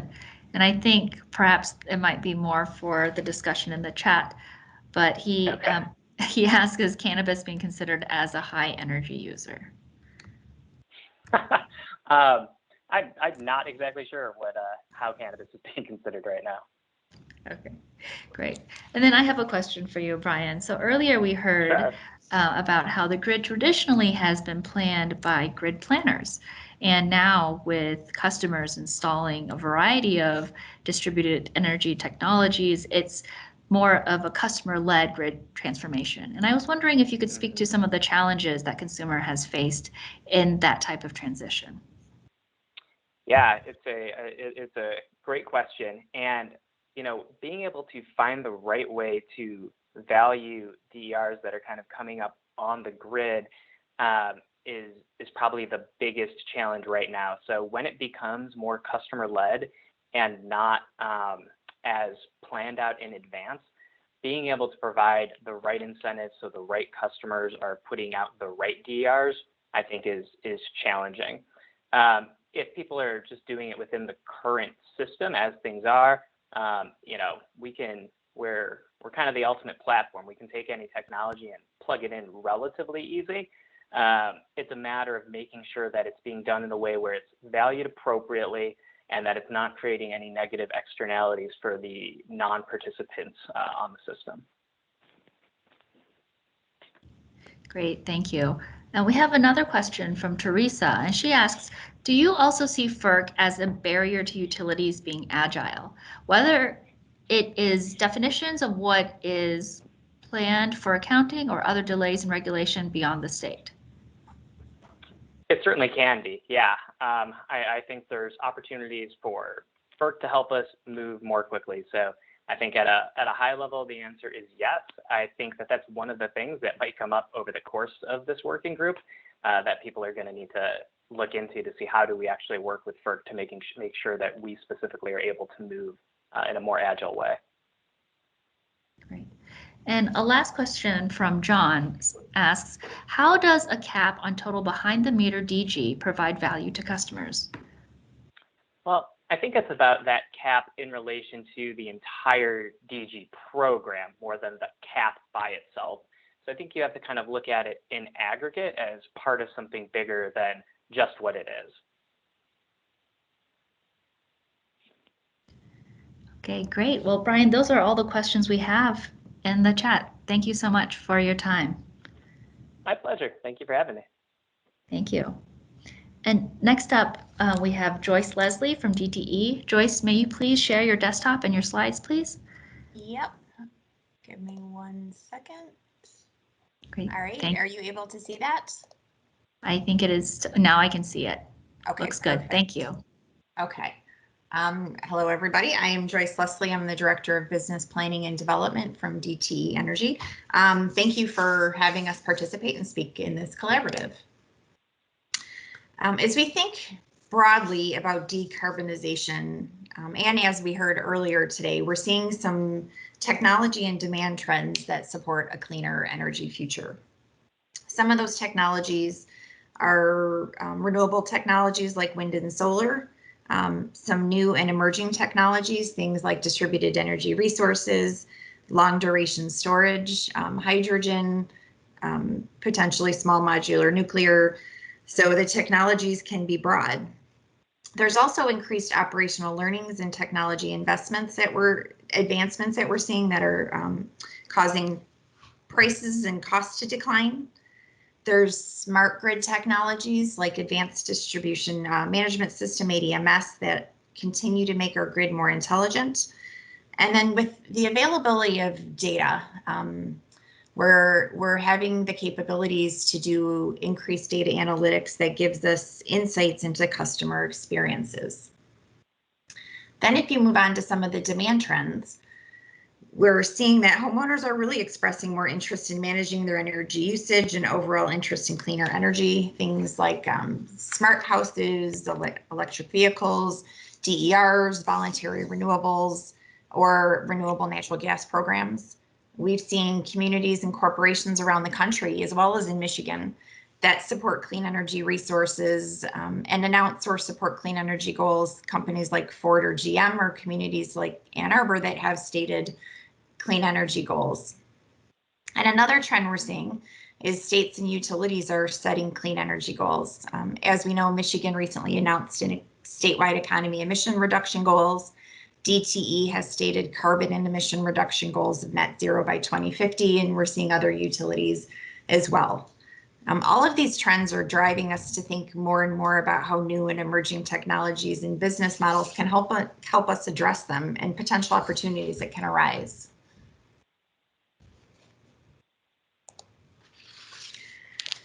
So with these trends, we're thinking about how do we value and how do we think about the assessments of these technologies and business models. And for us, there's some key considerations, things like customer focus, resiliency and reliability, and affordability. From customer focus, things around how does the new technology or business model meet a customer need? How can it provide benefits to the customers or enhance a customer's experience? And from reliability and resiliency, does that technology maintain or enhance safety and reliability and resilience of the system?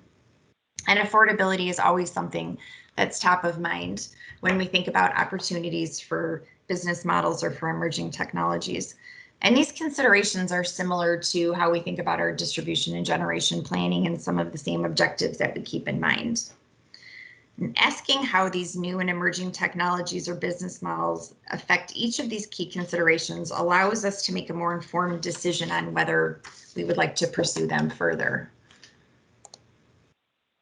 So when we do that and think about the considerations that we discussed, we then start thinking about, is an assessment for a pilot the right approach we want to take? If it is, then we really think about how deploying new and emerging technologies through pilots provides that foundational approach to assess the effectiveness of these technologies and business models for customers before a utility scale application. Laid out on this page, you see an overall general process related to pilots, which starts with that pilot's need identification and general pilot design, which is where we consider how we're going to measure that pilot, through pilot implementation and to final assessment.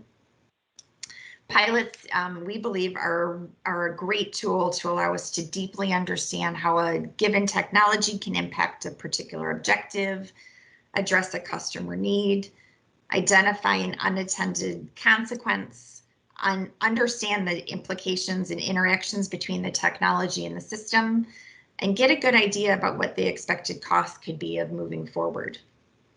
And this pilot approach is a successful approach that we've used in the past, and we continue to use today and expect to use in the future. So I know there's a lot on this page, but I really want to highlight that we have established various programs and pilots that we're going to support continued adoption of new and emerging technologies. For EVs, I'm not going to spend a lot of time on here because I know that we have a session that's upcoming where we're going to go into this in more detail. But I think we believe that now is a really good time to propose pilots to support and better understand this evolving industry. The adoption in Michigan is relatively small today, so we have the opportunity to implement pilots to provide some insight into how EVs can impact our system longer term. We launched our Charging Forward program in 2019 that had several components of it.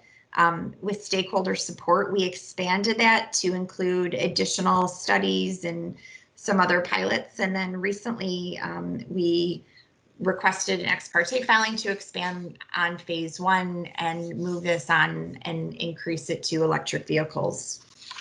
So we've seen some success in the EV space. Thinking about storage, we have several projects, but 2 I'm really going to highlight are things that we expect to be in service hopefully this year. One of them is our O'Shea solar energy storage project. This is a energy storage system that's connected to our O'Shea solar site. And as we heard about, there's different opportunities that we can use these pilots to gain some of those learnings in value stream. In this case, we're looking to see how power quality improvements work with renewable integration, see if peak shavings an opportunity, develop some processes and practices around how we interconnect renewable sites and on distribution circuits with a storage system, and create some standard designs and safety policies for future projects. Another interesting project we have is a mobile battery trailer, where we will install a lithium ion battery, a small one, 1 megawatt, onto a trailer. And this trailer mount allows that storage unit to be deployed to different locations and allows us to use that without big solar or big major site preparation. And we can test it for emergency resilience, peak shaving opportunities, or distribution load relief. And then I just want to highlight a couple other pilots that I think come into this realm of new and emerging technologies. One of them is the DTE Smart Charge program. I talked about EVs and our opportunities around infrastructure and customer education. In this case, we're using a demand response program, collaborating with EPRI and several auto companies that allow us to use a platform to manage and see how charging works with and understand EV owners' charging needs during different times of the system. And it could potentially happen when the grid is strained. We want to see how participants and vehicles respond to different event times. Helps us improve our programs like this for larger scale EV owners across Michigan as that adoption increases. And then in the heat pump space, we have a couple pilots. We have one that's all electric home, which is offering a rebate to new home builders and new homes where they have cold climate air source heat pumps as their primary heating source and cooling source. And ideally, you pair this with a highly efficient building envelope, insulation, ceiling insulation, air sealing, high efficiency windows to kind of see how heating the home compares to traditional home heating. And then we also have another pilot, which is an income qualified heat pump pilot, which is focused on income qualified single family and multifamily residents that have electric heating. We would install whole home mini split cold climate heating and use that as the primary source of heat for the resident, keep the existing heating in place, and that becomes your auxiliary pilot. And this allows us to measure some of those HVAC savings between using the heat pump as the primary heating unit versus the customer's existing heating unit. So this page just really highlights some of the different technology pilots and how we can use a pilot approach to provide a solid foundation for proofing multiple use cases, determining customers' interest and impact, and allowing the company and customers to gain learning, and if appropriate, expand the pilots. We've seen that in spaces to gain more knowledge and determine if an opportunity exists before larger scale application. So in summary, our current business models and regulatory structure have been working well for our utility infrastructure investments for many years, and we expect that to continue. This is supporting the majority of our utility investments in the future. But with that said, we can see potential new business models may be needed to support new and emerging technologies.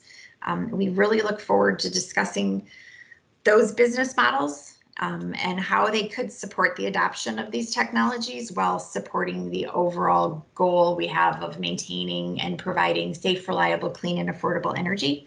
And we look forward to working with all of you on the phone over the next few months to gain some more insight into this collaborative effort. So with that, are there any questions? Yes, thank you so much for your presentation, Joyce, and we look forward to working with you and others at DTE too throughout this process. We have a question from Tanya, and she asks, what are the criteria for the income qualified heat pump program? Is it targeted in a certain area? So it is, I can get, Tanya, I can get you more detail on it. I do know that we are targeting, and I do think it's fully subscribed at the moment, and I can confirm that back with our energy efficiency group, but I think it's targeting participants at the 200% poverty level. And I don't think it's specific to an area. But I'm happy to give you more details on that if that's something if that's something she's interested in. Okay, great, thank you. And I have a question for you, Joyce. Yes. So earlier we heard from you about how DTE is using data analytics to better understand customer experience. And one of our earlier speakers had talked about the importance of data accessibility as we start integrating additional DERs into the utility system. So I was wondering if you could talk about DTE's experience with data accessibility, you know, especially externally facing, but also maybe internally, and how that has impact your approach to new technologies or business models. Sure. So I know that within our using AMI data, we have been able to get some more insight for forecasting in particular, thinking through, and that's an evolving process. There's a lot that goes into taking the data, having the right skill set to be able to use the data, having the right tools to get the data, making sure you have security in place as we get more and more data. So from a forecasting perspective, that's probably where, and what I didn't say, the groups that report to me or that I work with are the integrated resource plan team, our forecasting team. We have some strategy teams. So in our forecasting space, we are starting to use some of that AMI data to help us understand a little bit more about the different segments of our usage. So whether it's primary, secondary, getting a little more in depth around some of that, we can now, we're starting to get a little bit more into that 8760 information. From a generation perspective, AMI data will definitely help in our planning process. From a distribution perspective, we're still trying to figure out the best way to align those processes in a way that makes sense. I think there's opportunity to think through sensitivities from forecasting DERs or EV adoption, but there's still some challenges into taking that data, and we're just starting to scratch the surface on some of that. I know that we are working in our customer service perspective as well. I unfortunately don't have a ton of insight into that, but I do know that we are using some of the data analytics in that space to help with our customer experience. Great, thank you. We have a couple of more questions in the chat. And the first one is, how are you thinking about scaling pilot efforts into broader programs as new technologies become more like standard technologies, such as EVs? So I think as we gain more knowledge and determine that we have seen success and we are able to understand the customer demands, take those learnings, ideally, I think we'd like to expand some of these programs to being more standard. How that will evolve, some of our pilots are in the newer phase and some of these technologies are just beginning. So I think that we'll hopefully have the opportunity to expand those into more standard programs as we gain more learnings and get more experience with it. Okay, great, thank you. I think in the interest of time, we need to move on to Subin Matthew from Indiana Michigan Power. Thank you so much, Joyce, and yes, I'll communicate a few comments and additional questions to you after the meeting. Absolutely, appreciate it. Thank you. Subin, will you please share your slides by sharing your desktop? Yep. Can you hear me all right? Yes, you sound great. Perfect. Oops, sorry. Let's try that again. Can you see my screen now? I can see your screen and your slides down. Perfect. Thank you. All right. So yeah, I'm going to get started. I'll start with a very brief introduction of myself. I'm Subin Matthew with the I&M team. I joined this team a few weeks ago from my Enterprise Innovation and Technology group within AEP, and I will be leading the grid modernization as well as region support teams and the distribution dispatch center. So I do appreciate the opportunity to present to all of you today. And where I'm thinking of starting my presentation is really thinking about what the future could look like, what the future could hold for us. I think it's a pretty safe assumption on my end to assume that everybody on this call and most people in our industry recognize that we are going through a period of massive transformation. So whether we think of it in terms of changes relating to decarbonizing our economy, or you're thinking of purely the technological advancements that we've seen in the last decade or more, there's a lot of opportunity to really leverage those innovations and trends to the benefit of our customers. And I would say that AEP and I&M have really been in the forefront of a lot of those changes. For example, when you think of a generation fleet, we have set a pretty aggressive target of over 60% carbon emissions reduction by 2030 as compared to a 2000 baseline. And not only did we exceed that target, we have revised that to over 70%. And when it comes to other emissions like NOx and SOx, we have reduced it over 97% as compared to the same baseline. And specifically in I&M, if you look at our generation capacity, over 50% of that today comes from emissions-free sources. And when we look at the actual energy delivered in the last few years, over 70% of that has been emissions-free as well. And when we think of other fronts, when you think of like distributed technologies and you think of customer-owned DERs, I would say that I&M and AEP have taken a pretty pragmatic approach towards it. Even though we are seeing very low levels of customer-owned DERs in a system today, in Michigan, if I'm not mistaken, less than 0.1% of our customers have some sort of a behind-the-meter generation asset. And the cumulative capacity of all of those assets are just about over 1 MVA.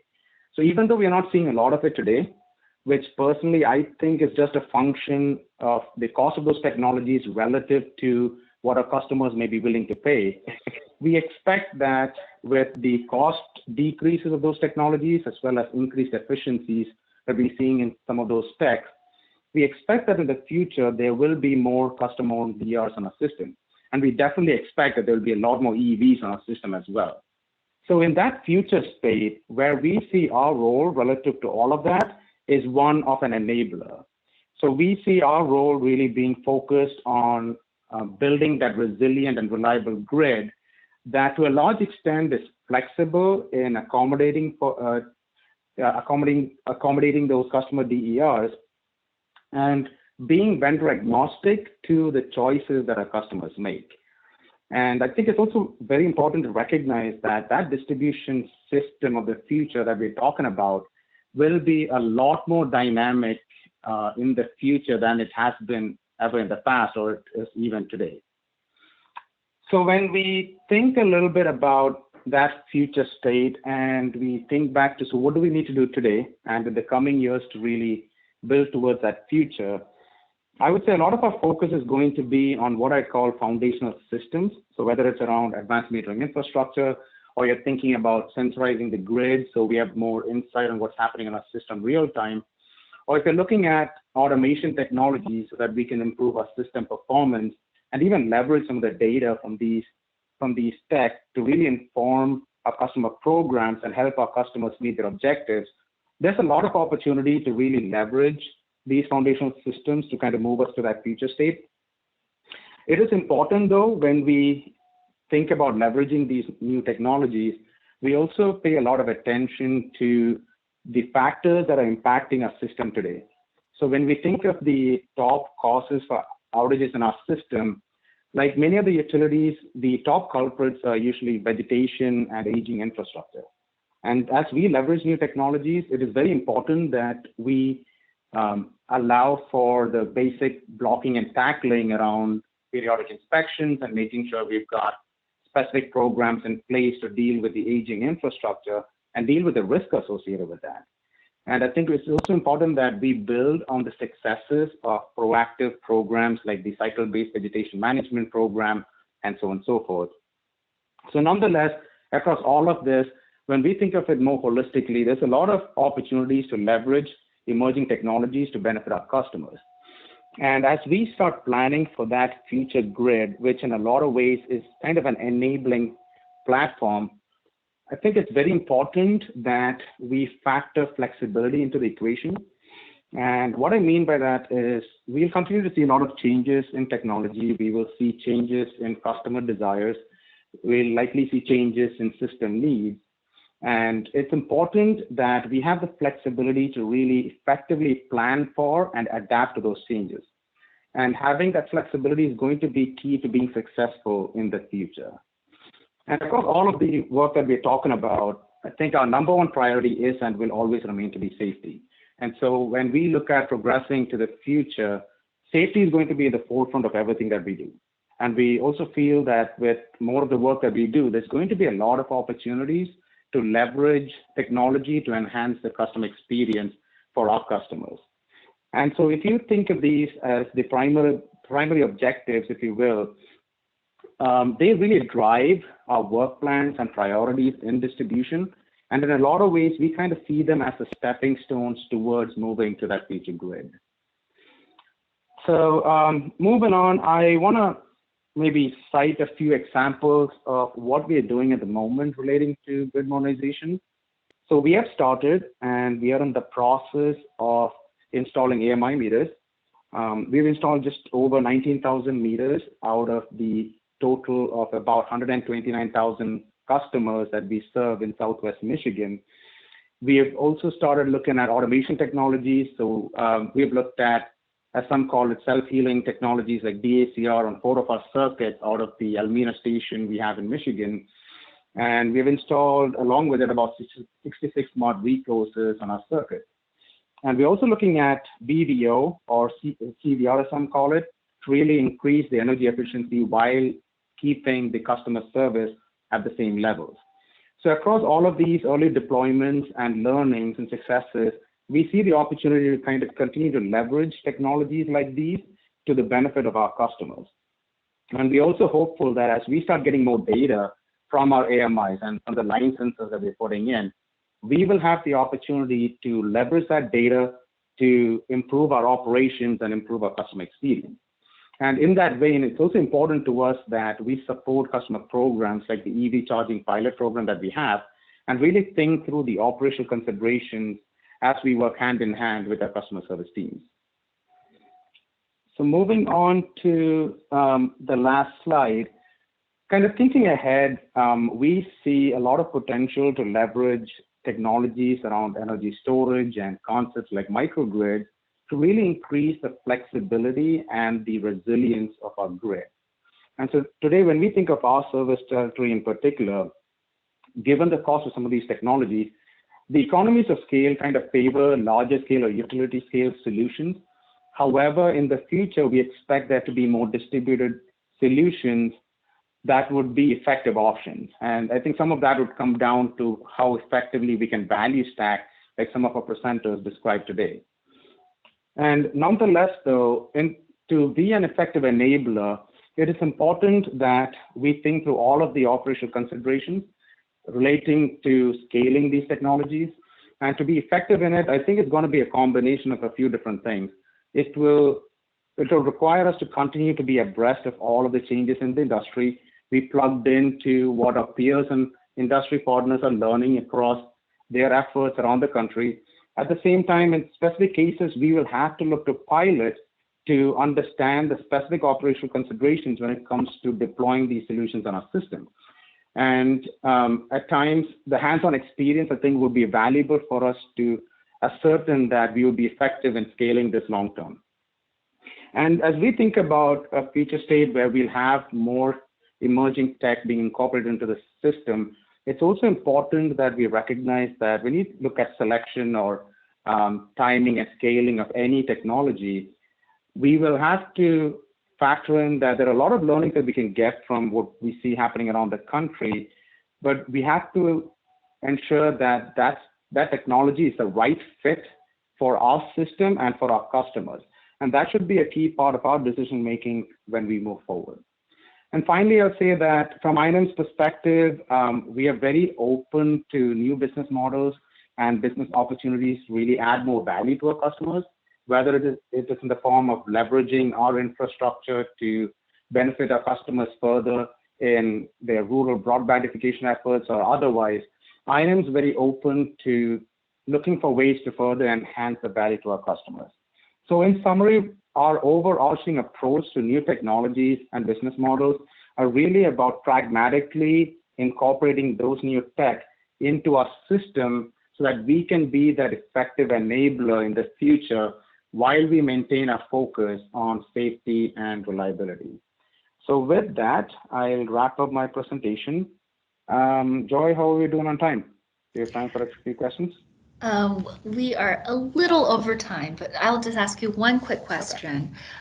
So you had mentioned that I&M sees safety as its first priority, and that as you see your role as being an enabler in the future by building a resilient and reliable grid, that seems to be an immediate focus. And I was wondering, what are the next focus of I&M as you plan for this very different future and this transformation? Outside of safety and resiliency and reliability, what is your next major focus or major challenge that you're attacking?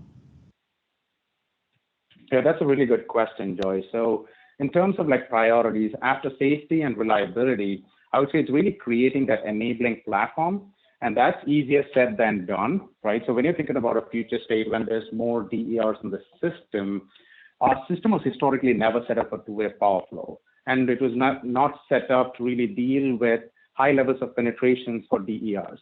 So how do we accommodate that with the minimal impact to upgrades in a system and so on and so forth would be a key part of that equation.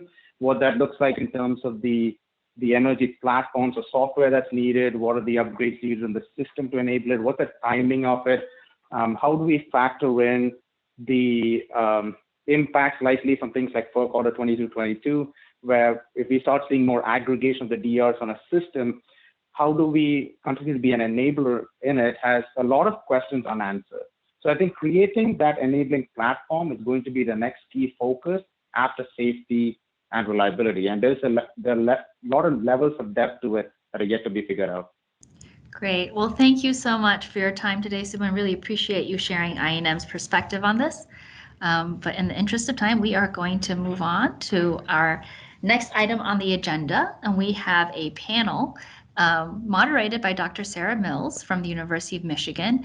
And we have three panelists that will share their community experiences and interest in various energy technologies. We'll have Melissa Davis, who is the Managing Director at New Power Tour Incorporated, Mindy Miner, who is a committee member of the City of Rockford's Sustainability Committee, and Missy Stoltz, who is the Sustainability and Innovations Manager at the City of Ann Arbor.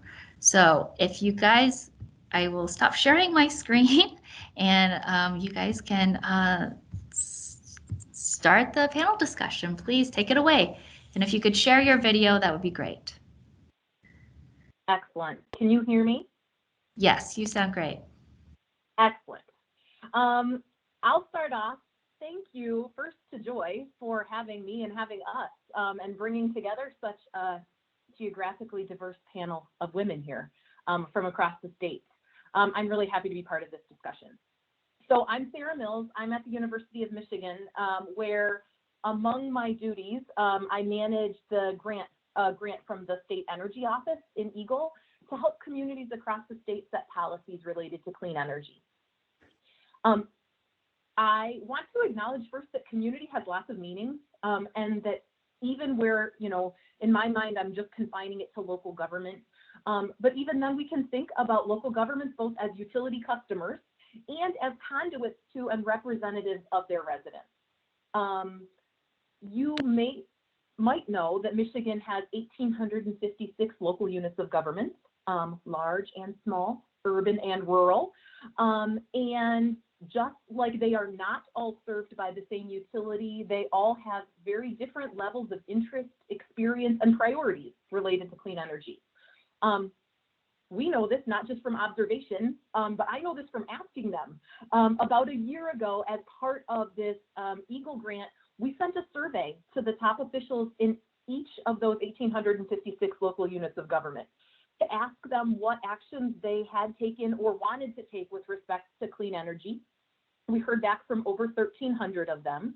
So we've got lots of data on this, and you can go online and find our report, many pages, kind of highlighting the findings. But to kind of ground our discussion today and kick off our discussion, I wanted to bring two things to you. The first is that this was a year ago, so there's more communities certainly on board now than then. At that time, 22% of local governments said that they'd considered placing solar on public facilities, some public facility in their community, either behind the meter applications or for community solar. 22% doesn't sound like a huge number, but that's over 400 local governments. So we're talking about a big number of governments. Further, over 200 local governments have renewable energy goals or requirements for their municipalities' own energy use, and most of them would require deploying additional technology. Some local governments even have those goals extend community-wide. So governments are definitely key actors here, and have big vision. But what we're hearing from local governments is that they're running into some roadblocks, either getting project financed, having staff with expertise to push these projects forward, or running into barriers working with their utility. You don't have to take my word for it. I'm really excited that we have a panel of folks in communities. And so you can hear from Melissa, Mindy, and Missy. I guess I'm the only one that's not an M here, about what's going on in their community. In terms of format, we are, unless any of the panelists change their mind, we're gonna turn off the PowerPoint and keep this as a conversation. So I'm gonna ask something to each of them, and then we'll have conversation for the next 45 minutes or so. If you've got questions, you can feel free to post them, and either Joy or I will work them into the conversation. But I wanted to start out by asking Melissa, can you introduce yourself and your community to the audience? Hello, everybody. My name is Melissa Davis, and I'd like to start out by thanking the Michigan Power Grid New Tech and Business Models for forming. It's pretty exciting to be a part of this. My name is Melissa Davis. I guess I already said that, and I'm the managing director of New Power Tour. Our mission, which our board meeting just recently added to last night, is to increase the use of renewable water and energy efficient technologies and support sustainable local economic development. My office is in downtown Hancock, and Hancock and Houghton are right near each other. They're pretty much the biggest population centers in our area.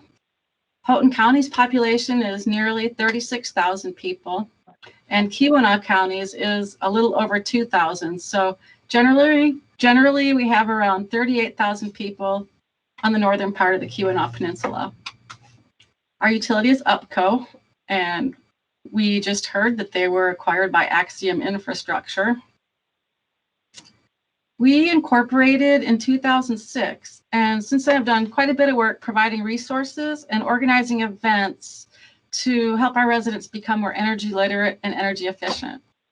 We've had the pleasure of working with Efficiency United over the past 6 years to help income qualified residents replace old furnaces and boilers, electric water heaters, and refrigerators with new energy efficient models. I should note that in our area, our old electric water heaters are really costly to use with our electric rate, which I think is hovering right around 24 cents a kilowatt hour right now. So that work has helped people that don't have much discretionary income to spend as much as $40 a month less on their electric bill. That adds up to about $500 a year, which is significant in these homes. Significant for me. Over the past 3 years, we've hosted 2 events that brought experts from Finland's Jyväskylä University of Applied Sciences, Tarvala Bioeconomy campus to our area to speak about their success in central Finland with bringing on woody biomass combined heat and power online throughout their nation. And they are now exporting and marketing their expertise around the world. It's kind of a good fit in our area because like 30% of our population is Finnish heritage descent. So there's this natural fan club built in for the Finns. The first event was a business and technology conference, energy conference, and the second was a City of Houghton Energy series, which Eagle graciously sponsored. Thank you again, Eagle. Lastly, I also want to mention that another important participant in the City of Houghton Energy series was an investor education event about crowd capitalization of business startups. We've been researching that and eyeing it up as a potential part of a renewable energy investment stack. And so, in case you're not familiar with the evolution of this financing structure in Michigan, you can go search the MILE Act or Michigan Invests Locally exemption. Great, thanks. We look forward to learning more about what you're working on next up there. Mindy Miner, can you go next and introduce yourself? Sure. I'd like to also reiterate how much I appreciate this opportunity, especially to talk to a small community like Rockford. I'm in no way an expert in this field, but so when you're listening to me, you're going to have to kind of zoom out and use your mile-high glasses. My name is Mindy Miner, and I'm from Rockford, Michigan. Rockford is a small town of about 6,000 people, and we're located on the banks of the Rogue River. However, the Rockford School District is much larger. It covers about 100 square miles and has more like 45,000 people. So I am here today because I'm the chair of the Rockford Sustainability Committee, which we formed about 2 years ago. And we kind of hit the ground running when we started. We initiate right off the bat, we initiated a community education program. We started a green leader application for area businesses so they could apply for different levels of sustainability. We initiated recycling, believe it or not, for the first time at one of our city events. That was back in the day when we could still do events. And just this past summer, I had an intern, and we worked on getting the city's utility bills entered into Energy Star portfolio managers so that they could set up some benchmarks. And we also facilitated a solar proposal for 4 city sites in Rockford to put solar panels. And we're still in the process of working on that PPA. But that's what we've done so far. There's so much work to be done to preserve a livable world for our future generations. So I applaud the work that you're doing at the state level. I'm so glad to see these conversations happening, even if I don't understand everything you're saying. Based on our experience, there's a whole lot of communities in Michigan where, you know, the activities related to clean energy are based on volunteers just like Mindy. So this is, you know, I think you represent a huge number of Michigan communities. Missy Stoltz, can you give us your introduction? Yeah, thank you, Sarah. Thank you, Joy, and to the Michigan Public Service Commission staff for the opportunity to be here and for the leadership that you continue to demonstrate throughout the state. It's a real pleasure to be a Michigander and part of these conversations. A special thanks to the other women, I'll pause, women, on this panel with me. It's very exciting. Hello, everyone. My name is Missy Stoltz, and I'm the head of sustainability and innovations for the city of Ann Arbor, Michigan. And today I come to you from Ann Arbor, which occupies the ancestral, traditional, and contemporary lands of the Wyandot and Anishinaabe people, including the Ottawa, Ojibwe, and Potawatomi. I want to name that because it's really important to kind of ground ourselves, and I want to ground myself in where I am and the history of extraction that has happened and genocide that takes place. And so I think it's important to ground with that. So for those who may not know, Ann Arbor is a community of approximately 120,000 plus people. We have a long history and a lot of pride around environmental and sustainability leadership and work. And today I have the incredible pleasure and sometimes the slight headache of leading the city's work to implement a just transition to community-wide carbon neutrality by the year 2030. This is all part of the framework called A20. It was adopted by our council unanimously on June 1st of last year. So we're just over 6 months old in terms of that framework. Centered at that is, of course, carbon neutrality and the absolutely critical imperative around decarbonization.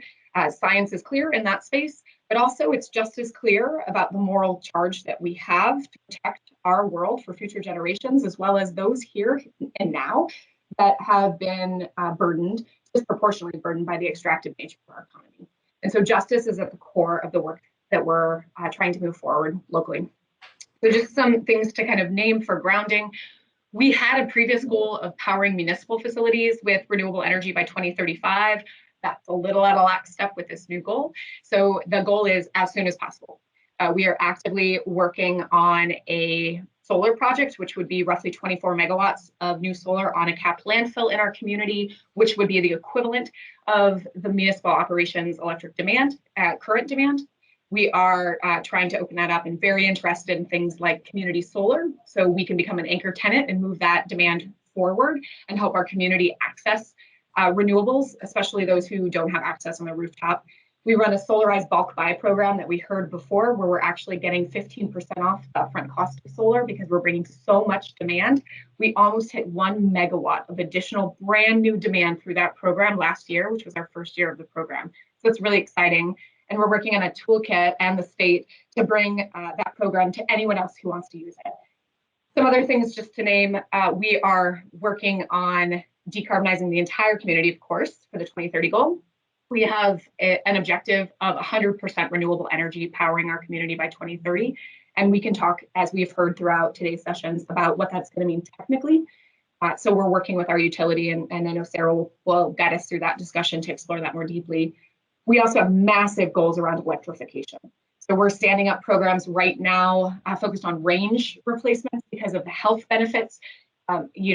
Natural gas ranges, if not properly ventilated, which is true in most cases that they are not properly ventilated, you can have indoor air quality that is almost 100 times above legally allowable outdoor limits. That is disastrous. That is a public health crisis. And so we're focusing on range replacements because of that impact and because they're on the market. We're also looking at heat pump replacements and electric water heaters, working with our utility to understand what that'll do to the grid itself as we push that much more demand. Electric vehicles, of course, are really important. We just passed an electric vehicle readiness ordinance, which requires new developments and major renovations to be EV ready, EV capable, or EV installed. And then, of course, energy efficiency is essential in all of this. So I will stop there. There's a lot that's moving and my head always swims, but I'm really excited to be with you here today and to join this work group as we move forward. Thank you.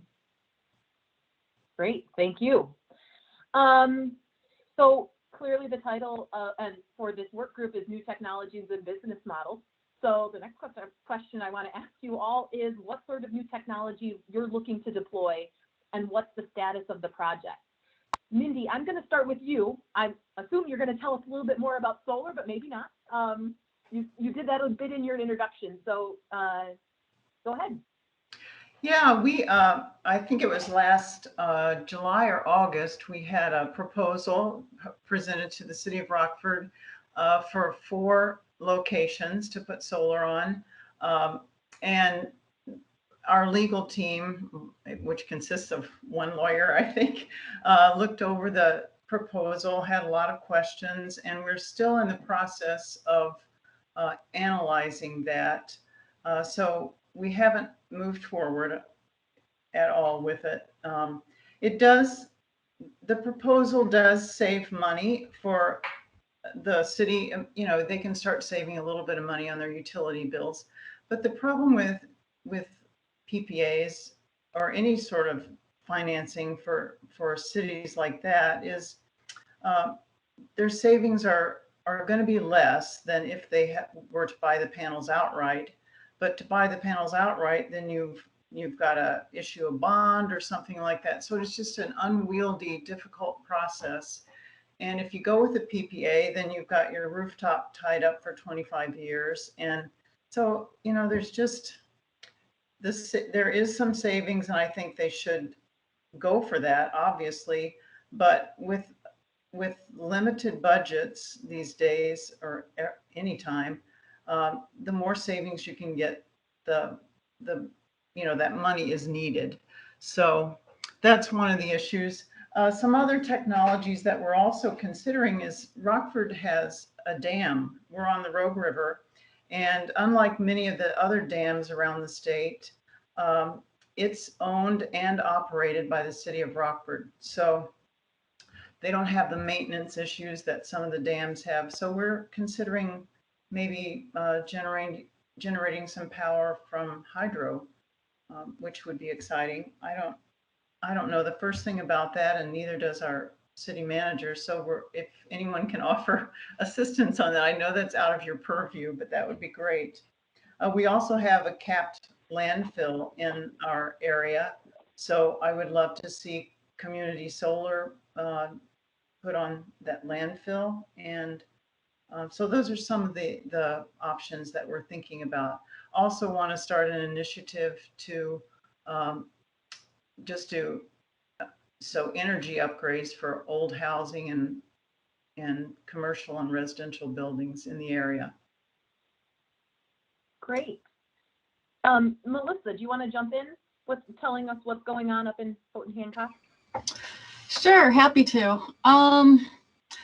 So over the years, we have explored a lot of different kinds of generation, and my board and I have kind of come to the best case scenario being integrating wind, solar, woody biomass, and storage. So we don't just love one, we love them all.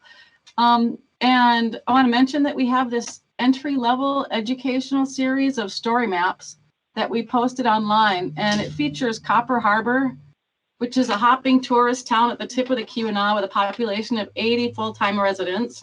As an example, to get an average person's head wrapped around. They're located at newpowertour.com/energy. But if you're interested, you can cut to the chase and just get to the good stuff in story maps 6 and 7, because the rest is likely that you already know, but the previous ones kind of build a case. But if you like pretty pictures, then by all means, have a look at the rest. Last year, we worked on a community energy planning grant with Whoopiter, which is Western UP Planning and Development Region, through funds that were provided by Eagle. And we supported 3 Western UP municipalities by auditing their assets. And the final product was a community energy plan, which helps them prioritize their future infrastructure investment. And we're also now working with Copper Harbor's municipality to come online with an EV charging station, again, working with Whoopiter and Eagle's Charge Up Michigan program. And kind of as a natural progression or outcome of all that, last December, I was invited to submit and was awarded a fellowship from Michigan State University's Regional Economic Alliance Center to work with the residents and municipalities and businesses in Keweenaw County to develop a most likely to succeed scenario and also a best project location to proceed to develop. So I want to really clarify here that we're not proposing generation that provides residents or ratepayers or electric customers throughout the Keweenaw with electricity, but rather explores generation within property lines that then perhaps can provide electricity that produces a viable revenue stream. So I think recreational EV rentals, tourism is really big up, in the whole UP actually, and maybe an electric bus transit system, or maybe solar at municipal sites that use a lot of electricity, like a sewage treatment system and pumps. So status of these projects are in their infancy and have been for a long time, but we just thought it wise to take a slow, methodical, and careful approach in order to have a viable end result.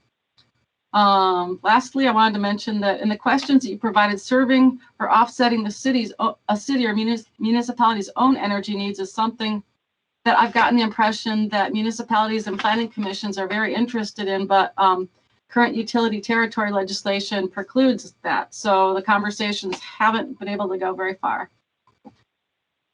That's all I have for you. Got it. So to reiterate, there's lots of things that you're talking about. There's communities up there that are interested in doing things beyond just offsetting the municipality's own energy use, doing things community-wide, but there's policy barriers to that.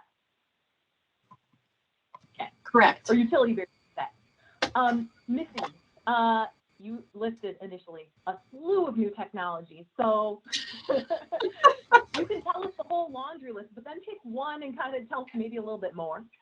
Yeah, so I looked at this and I know we're talking technology. I think that the intersection of technology, financing, and policy is really, really important because something may be technically feasible, but financially unviable, or the policy landscape doesn't make it possible. And so I was sort of thinking about this question from those different angles of how they intersect, because it's really hard to disentangle them in some ways. So on that, Sarah, I'd say from a technical perspective, that like technologies we're working on are certainly DG, distributed generation. We also, I keep saying this aloud so the universe receives it and this actually happens. We have an RFP for rooftop solar that was supposed to go live on Monday. Hopefully it'll go live soon. So for city facilities, we're looking at about 1.2 megawatts of rooftop solar. And it's similar, PPA with a buyback option is what we're hoping to see, so that we can get the benefit of the tax ITC credits, but then depreciation as well, and be able to own that asset because of the issues we heard Mindy talk about too. Like, can we find some way that we kind of meet in the middle? And then we're also doing a very similar thing with our housing commission sites, which are really good candidate sites, and of course that aligns with a lot of our work around equity and justice. We've got a look at large scale utility solar. Well, utility is large scale solar. At our landfill and the viability of turning that into the state's first community solar, well, not the state's, NDT service territory, our first community solar programming. Microgridding is something we're supremely interested in and looking to do, especially at our emergency sites. So can I get my fire station, my emergency operations center, and others set up so they can microgrid? Because we can't have that kind of cascading disaster.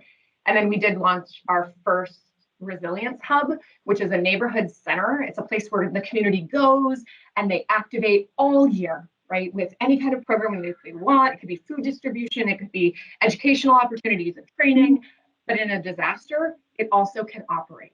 It can kind of be a heartbeat, if you will, for that neighborhood, because a true disaster with power outage throughout the whole community and whatever comes, if that's flooding, heaven forbid what comes, we're not going to be able as a government to be everywhere at once. And so having these kinds of nodes operational is really important for us. So we got that first site set up, which is solar storage, and then it's got other community ones. There are other tools that we have. I'm happy to talk about them, but from a policy and kind of financial, they intersect lever, we're really interested, of course, in PPAs with buybacks. VPPAs, virtual power purchase agreements, is something that I'm super interested in, and I've been working with some folks to understand, especially folks in Minnesota who've administered one, and folks in Virginia who've also done a VPPA. And then I'm really interested in the concept of a virtual power reduction agreement, which some folks on the line have been instrumental in helping us think about. So can I make improvements in my own community, but also can I go make improvements in other communities and retire the renewable energy credits associated with that and use them towards my greenhouse gas goals so that we're distributing the value, because of course the best energy is the energy we never use. And can we work with our utility partners to perhaps understand where the grid is pretty tight, and so reductions through efficiency work would actually save the rate base a lot of money, because it would mean we don't have to make very costly upgrades to infrastructure. There's a lot of intersecting, I think, that could happen. We need more information though on things like hosting capacity. I'm going to stop because now I'm going to go down a different rabbit hole, but those are just some of the things that I'm sitting with from your question, Sarah. I want to get there, and actually I'm going to kick the next question off to you, because I think, what I'm curious about, there's lots of things going on. And so maybe you need to think about one or two exemplars. I don't know. I want to know your interaction or communication with the utility with respect to these projects, right? Like whether it's microgrids or, your various solar projects. on that various scales. The key things that I think might be helpful and where there might be some differences is, when did you include them in the conversation? What was their reaction? Like, all three of you ladies are sitting in different utility territories. So like, kind of tell us about that experience and like, again, when you got the utility involved.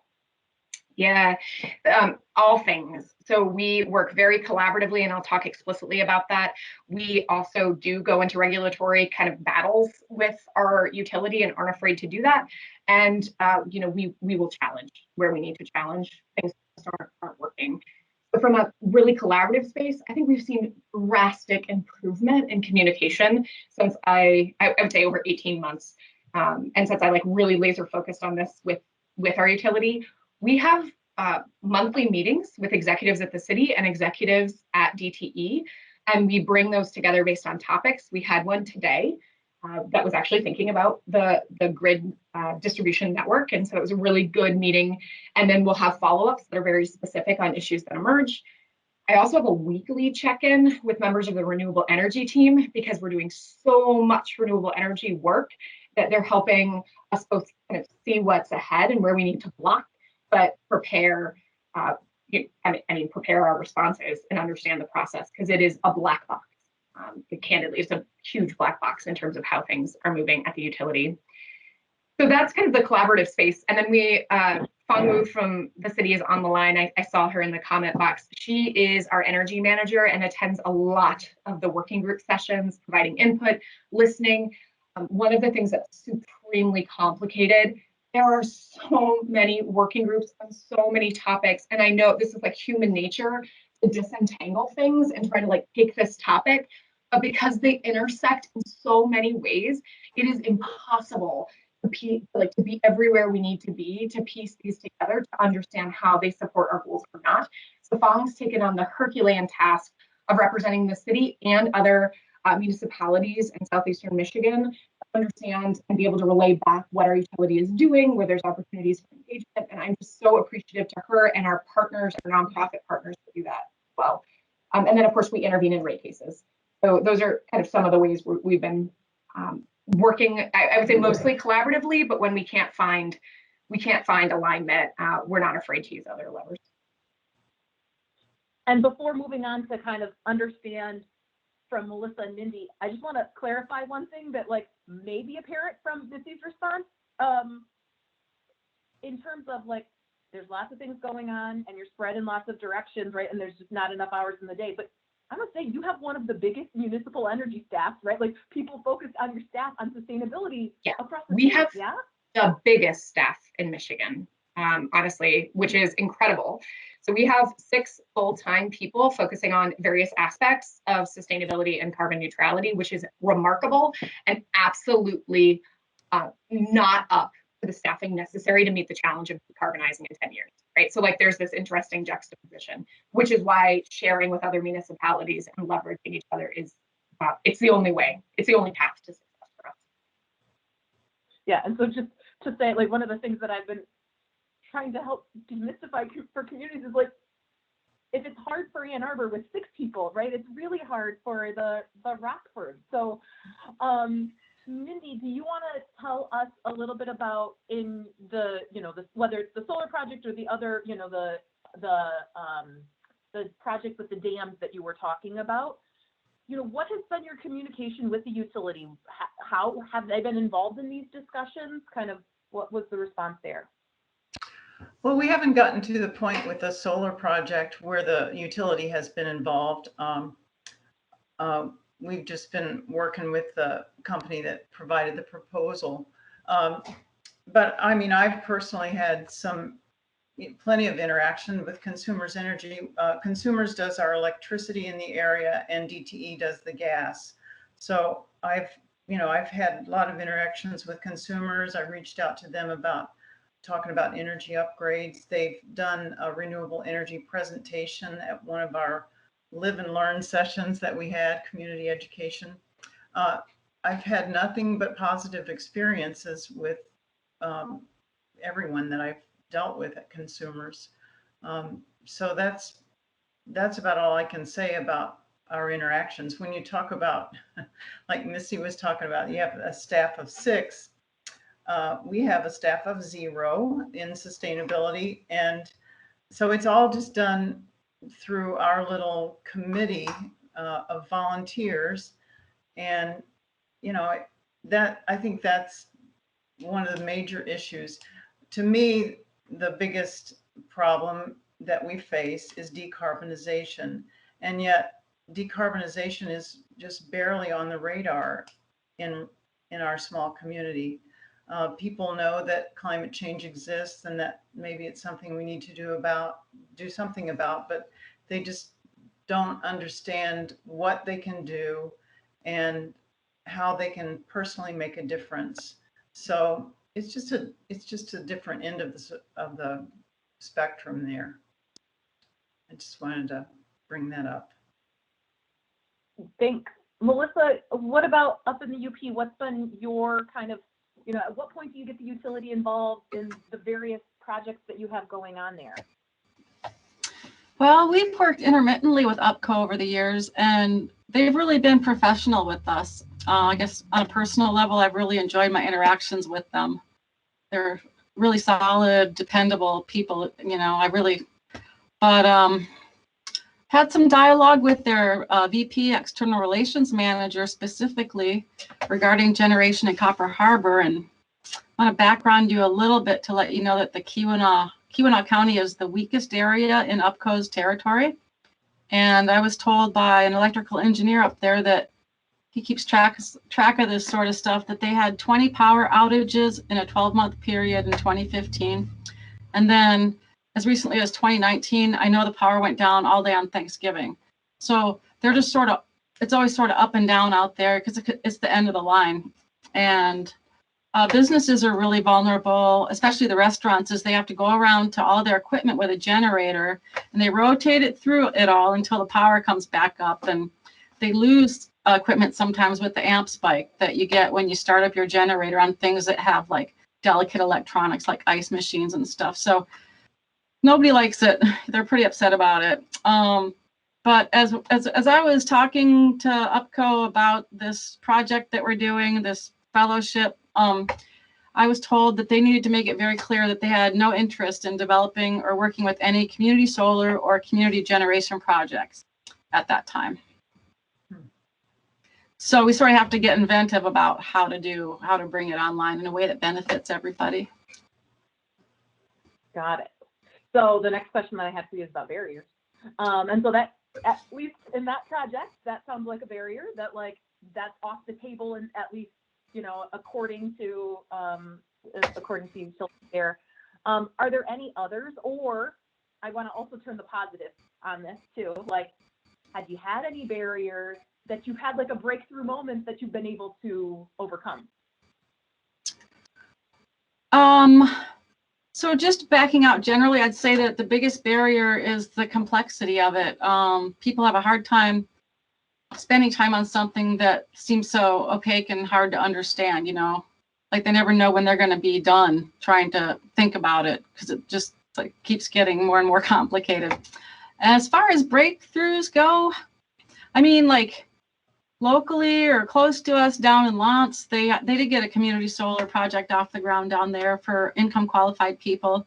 We're given a panel, I think, and that's pretty neat. Again, their utility is WPPI. It's an aggregate of a bunch of small utilities.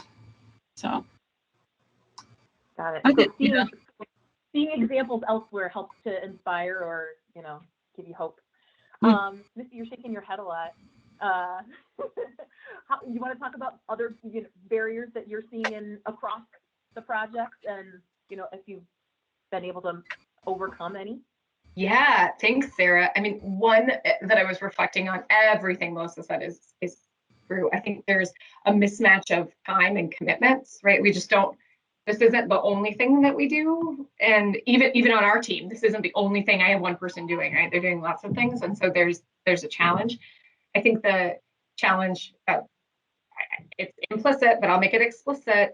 Our utilities have a profit motive. We have a public service motive. There's a very different push for why we do what we do, and that can cause tension. I also think with the utilities, we tend to talk about infrastructure, and we're doing it here today, but our infrastructure is also social in public spaces. And so we need to think about not just the physical elements, but the people and the human dimensions of this work much more acutely. And I see movement from the utilities in that space, but I think starting conversations really candidly and naming that is critical. And to the positive, I would say relationships. I now have relationships with people at DTE, and I really like them. And I would consider them friends at this point. And that relationship is allowing us to talk very candidly and to understand where the other person is coming from and the constraints they're facing, also how to frame the discussion in a way that they can hear it. We still have problems. Even this just happened in an intervention where, for over a year, we've been talking about something with the utility in our check-ins, and we just talk past each other. And I could not find another way to say what I wanted to say to them. And I just felt like it was clear. It wasn't until we wrote it in testimony that their response was, "That's what you mean." And we're like, "Oh my goodness, of course that's what we mean." But it wasn't, it just, we're not communicating the same. But we got to a point that writing it just elucidated so many opportunities. And so I think one of the things I'm learning, and I'm sorry this isn't the most articulate, is I think sometimes our utilities are accustomed to being beaten up, to be beat up, right? That people sort of come at them and are sort of you're the bad guy in this conversation, or the bad person in this conversation. And what I have learned over the last year is how important it is to come with solutions and really mean it, not to kind of point and say, "You fix this," but to actually come and say, "I have an idea and I want to work with you on figuring out how this could actually move forward." And like every other relationship, those kinds of conversations can only move at the speed of trust. You have to trust each other and build that dynamic. But I feel like we're about to break down a wall, I hope, in terms of that trust and that ability to really do some creative stuff together. I want to come back to the solutions, because that's, if this working group is to try to help figure out how to make this more possible, I would love to hear your ideas on that. Maybe before we move on to the solutions though, you talked before about the challenges, the barriers associated with not having staff, that it's committed volunteers, but it's volunteers nevertheless. Any other barriers that you can think of that you want to, elevate that we haven't talked about, or kind of aha moments?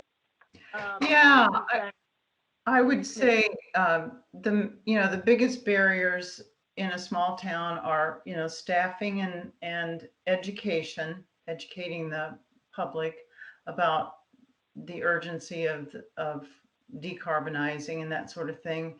And then, of course, the thing that really matters to most people is whether it's affordable to them. And right now, it just isn't. I mean, you have to be a very dedicated person to install solar on your rooftop and wait for a 15-year payback or whatever now. Or if you want to switch from gas to electricity, for example, I recently attended a Rocky Mountain Institute workshop, and we did a little exercise about the cost of switching from gas to electric. And in that we learned that gas really needs to be twice as expensive as it is in order for it to make economic sense for people to do. And so how do you get from where we are to where we need to be when it doesn't make economic sense? So those are some of the barriers that I face. And but in terms of successes, when I proposed having a sustainability committee to our city council, they were all in favor of it. So, it's a very supportive community. People want to do the right thing. They just don't know what to do. So maybe coming to the solutions part, what would you propose? Do you have any ideas for either for making projects like this or sustainability committees in other places more viable? And particularly, if there's lessons learned or things that might change kind of the resources or policies or your interaction with utilities, or like what is the one thing you wish your utility could give you or make possible? Any ideas? You want me to start with that, or? Well, whomever wants to start. Missy's shaking yes. She doesn't want to start. She's doing it. Well, Melissa, you want to start? Yeah, Melissa, go. Okay, you're doing so well. So now when I got these questions, I had to dig up some of my old notes to come to this, and so I'm just going to sort of backpedal and caveat and hope I say all of this correctly. But if I understand it correctly, there is a legislative barrier. So these legislative barriers are probably really the hardest ones to to take away, but it's within Act number 69 of the Public Acts of 1929. And here's the part I'm not sure I'm going to say correctly. It's Act number 69 S 650.501 parentheses 14. Oh, you lawyers are laughing at me, I'm sure. Regardless of other provisions of this rule, except sub-rule 9, a utility shall not extend service to a new customer in a manner that will duplicate the existing electric distribution facilities of another utility, except where both utilities are within 300 feet of a prospective customer. So from what I understand about that is that nobody can start anything up in existing utilities footprint.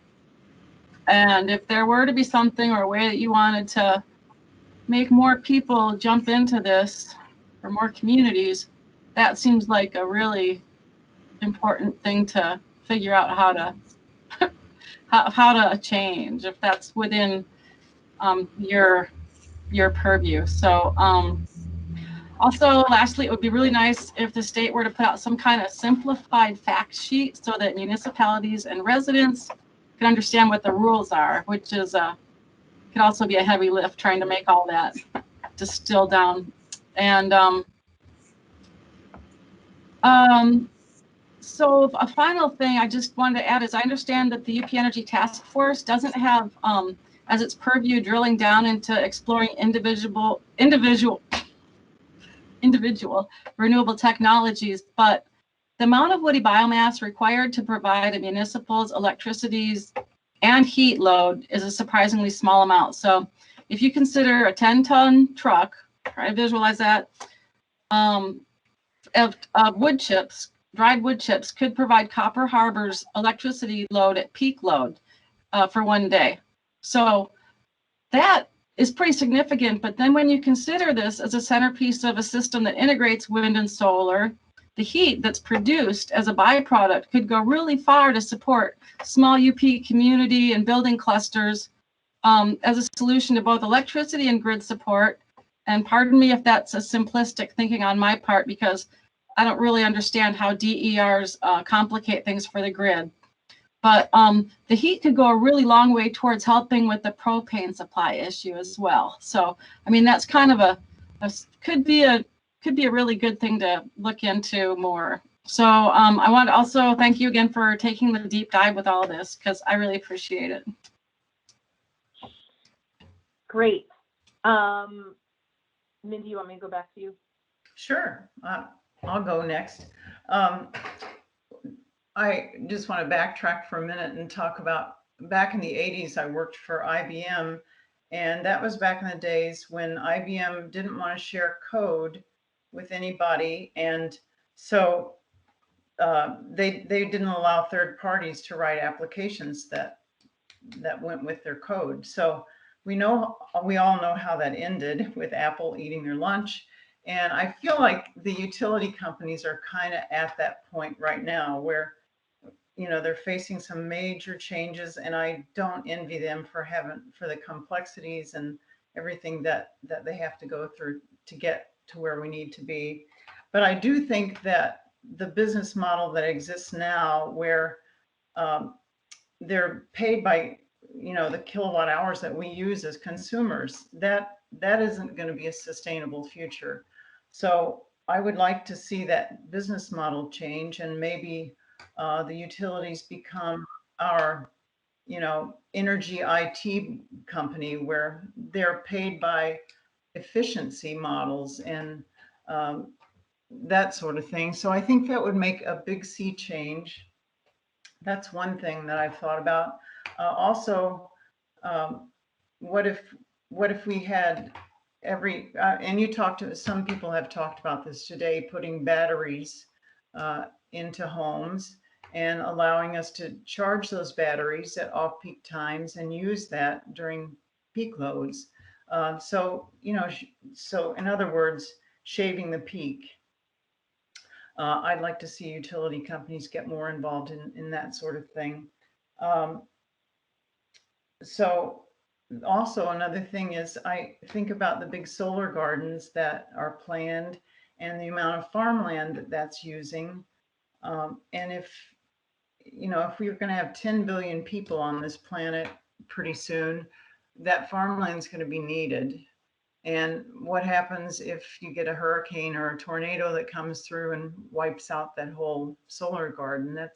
So I think it's better to rent rooftops and put those solar panels on rooftops. I know this is nothing that you haven't already thought of, but my 2 cents worth.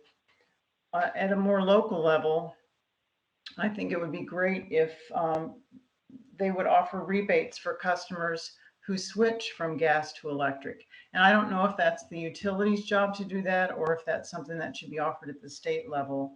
I'd love to see the state also offer investment tax credits in addition to what's being offered now federally for geothermal and solar.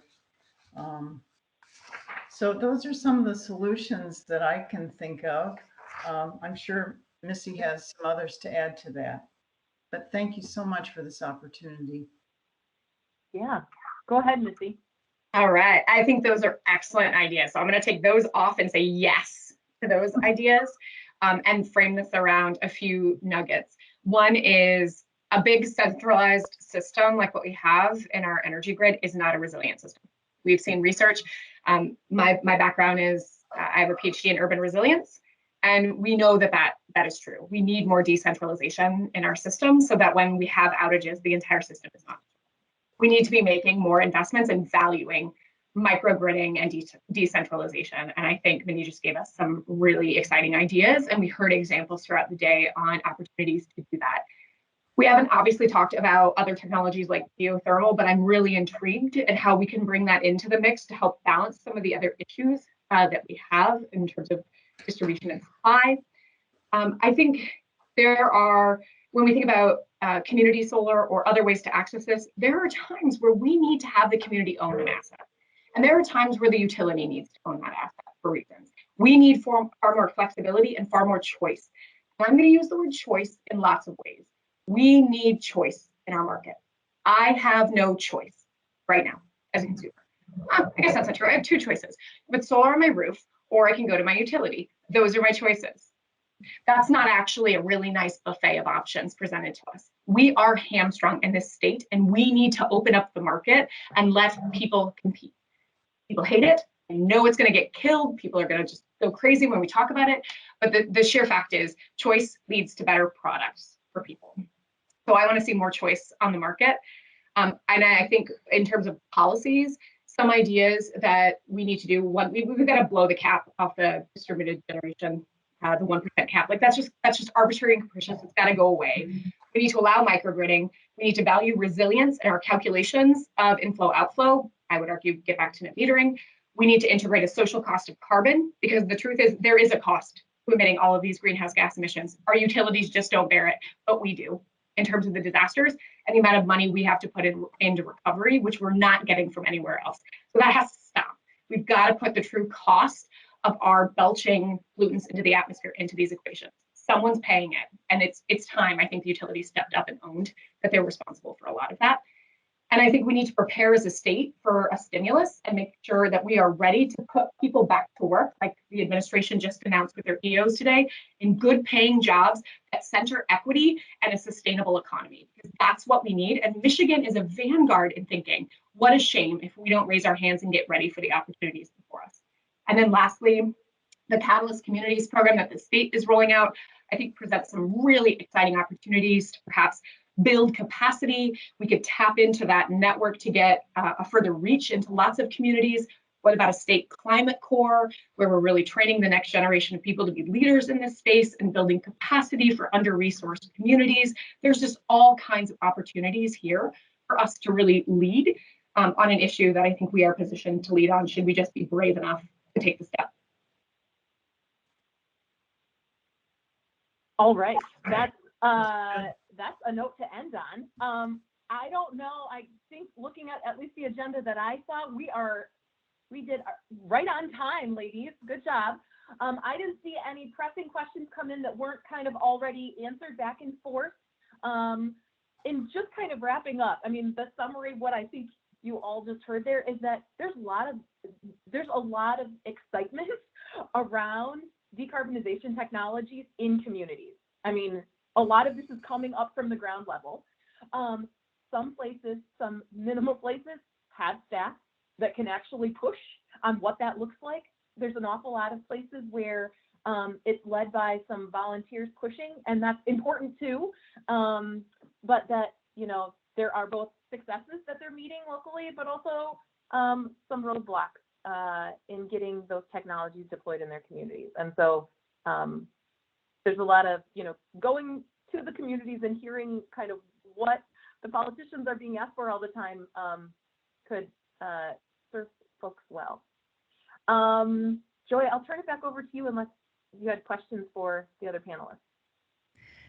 No, thank you guys so much for sharing your perspectives today. We really appreciate you taking the time to come out to the work group through this electronic format to share your thoughts. And Dr. Mills, thank you so much for moderating and making sure that these perspectives are elucidated and shared.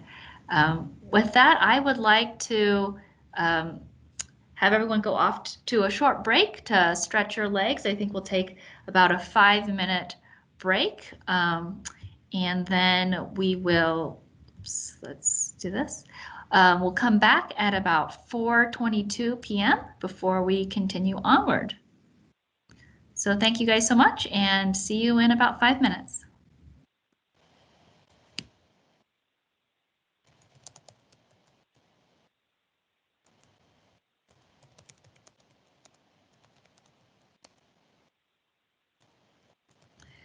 Welcome back, everyone. I hope you had an opportunity to stretch your legs and take a brief break. We are going to move forward in our agenda. And next up, last but not least, we have Corey Felder, who's a senior associate on the electricity team at the Rocky Mountain Institute. And he'll be joining us today to talk about the utility business model reform, incentive alignment for clean DER expansion. Corey, may you please share your screen through sharing your desktop? Yes, can you see the right screen there? Yes, we can. Thank you so much. And you sound great too. Excellent. Well, thank you, Joy, and thank you everybody for what's been a really fascinating discussion today. I have the privilege of going last year, and many of you have already covered some of the points that I'd like to make, but I hope to be able to kind of tie a few of the threads that we talked about today together as we think about business model reform and regulatory reform, and how we can align utility incentives with clean DER expansion.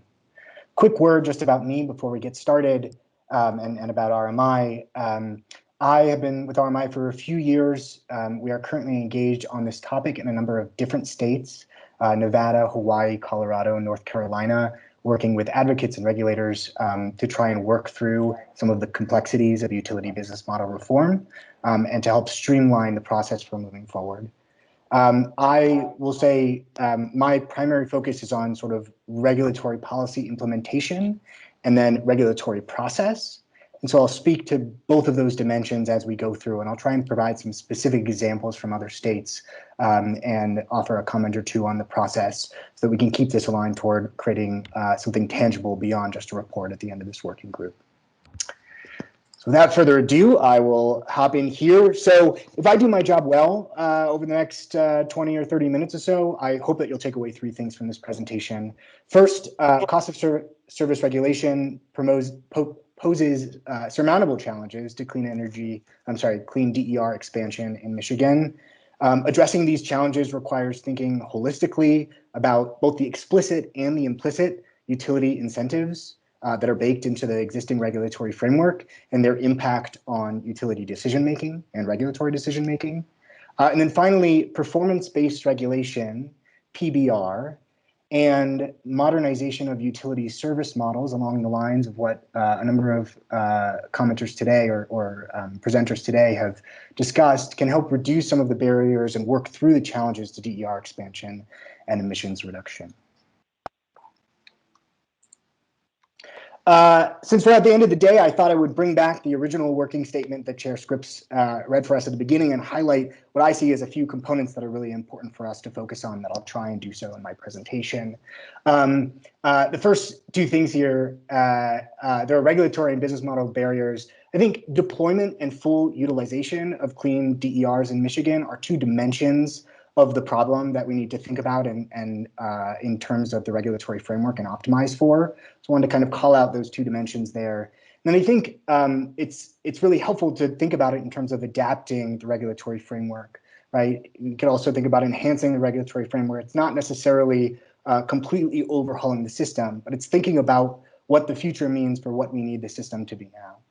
And then finally, just highlighting this, defining the appropriate roles of utilities and other entities in supporting this system, clean, affordable, reliable, accessible. I've heard from others today in their presentations an emphasis on flexibility as well, and that's something that we can think about in the context of DER expansion. So before we dive into some Michigan-specific details here, this isn't a Michigan-specific problem, right, or challenge that needs to be overcome. Utilities are core, as a number of remarkers have said today, to unfolding the energy transition between falling prices for clean energy, DER expansion, renewable expansion, new technologies, including smart metering, and new business models, with an emphasis on demand aggregation. We're seeing these trends play out, and we're also thinking ahead to what's going to be needed over this next decade, yes, and then beyond to reach state level carbon goals and potentially national level carbon goals at some point. The energy system of the future is going to inherently be different if we're seeking decarbonization. With the electrification of transportation and buildings, we may see increased electricity demand where it's leveled off, whereas it's leveled off in recent years. The integration of renewables requires additional flexibility and a dynamism to what's typically been a static system. Wanted to emphasize as well, we're thinking more and more about equitable outcomes in the context of a few different things when we talk about benefits to customers, when we talk about utility programs. And really overall, we're expecting that huge expenditures are going to be needed. So this is some of the kind of like macro context in which we're operating, but of course there's also a Michigan specific context. This is not exhaustive, and a few other presenters earlier this morning or this afternoon went over even some additional policy points or regulatory points around utility carbon goals and city and local government goals.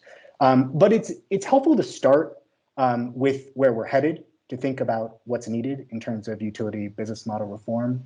And the point, I think, as we look at these at the goals that are before us and about the federal policy changes that are raising new issues around aggregation and utility business models, it's important for us to think about utility business model reform as an implementation tool for reaching these goals cost effectively. So when you think about clean energy DER deployment, in the context of utility business model changes, we're often thinking, okay, how can we get to economy-wide carbon neutrality by 2050 in the most cost-effective way as possible and with equitable outcomes across different constituencies and customer classes?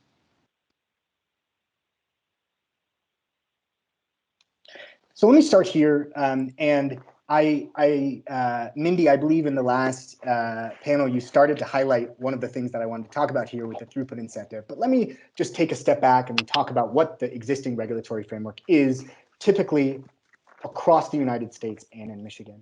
Cost of service regulation is the traditional regulatory approach to providing cost recovery. Oh my gosh, it's so cold outside. And revenues for utilities. Utility earnings are tied to the investments that they make. And as Mindy highlighted before, typically more electricity sales means more revenues for the utility. Information asymmetry between regulators who are approving cost recovery and return on equity and other financial mechanisms for utility, and stakeholders who may be commenters, like many of us participating, intervening in a regulatory proceeding, or who may be others watching on, is typically addressed through regulatory oversight and prudency approvals in planning and rate cases. On the challenges side, and this is really where kind of the meat of the discussion or the challenge comes in, I want to highlight two. This misalignment of utility incentives, we often talk about it in the context of capital bias and the throughput incentive. What I mean by capital bias is that under traditional cost of service regulation, utilities can earn a rate of return on capital investments, but not on operating expenses. So this creates an implicit incentive to prioritize capital expenditures over other types of spending. Capital bias in the context of distributed energy resources could be either an incentive or a disincentive. It's an incentive for DER expansion, where the utility can make an investment in DERs that it owns. So where a utility might put electric vehicle charging infrastructure into rate base, this can increase its shareholder value by building more charging stations. Where DERs are procured through operating expenses, which is typically the case when they're provided by a third party, and sometimes the case when it's like a utility administered program that's procuring services, the utility doesn't earn a return. And so while this on its own isn't necessarily a disincentive, a financial disincentive to DER expansion, because the utility is often choosing between several alternatives, which might be a third-party procured DER solution and a utility-owned non-DER solution. In practice, it tends to encourage the utility to want to invest in something that it owns and can earn a rate of return on. So this translates to effectively a disincentive to DER expansion. On the throughput incentive, which I know has been brought up before, utilities recovering typically a share of its fixed costs through charges that are based on the volume of what it's selling. And that often gets reset at a rate case. And so a utility's revenues are typically going to rise when sales increase and fall when sales decrease. This is a throughput incentive, and it's an implicit incentive for the utility to increase its energy usage from its customers.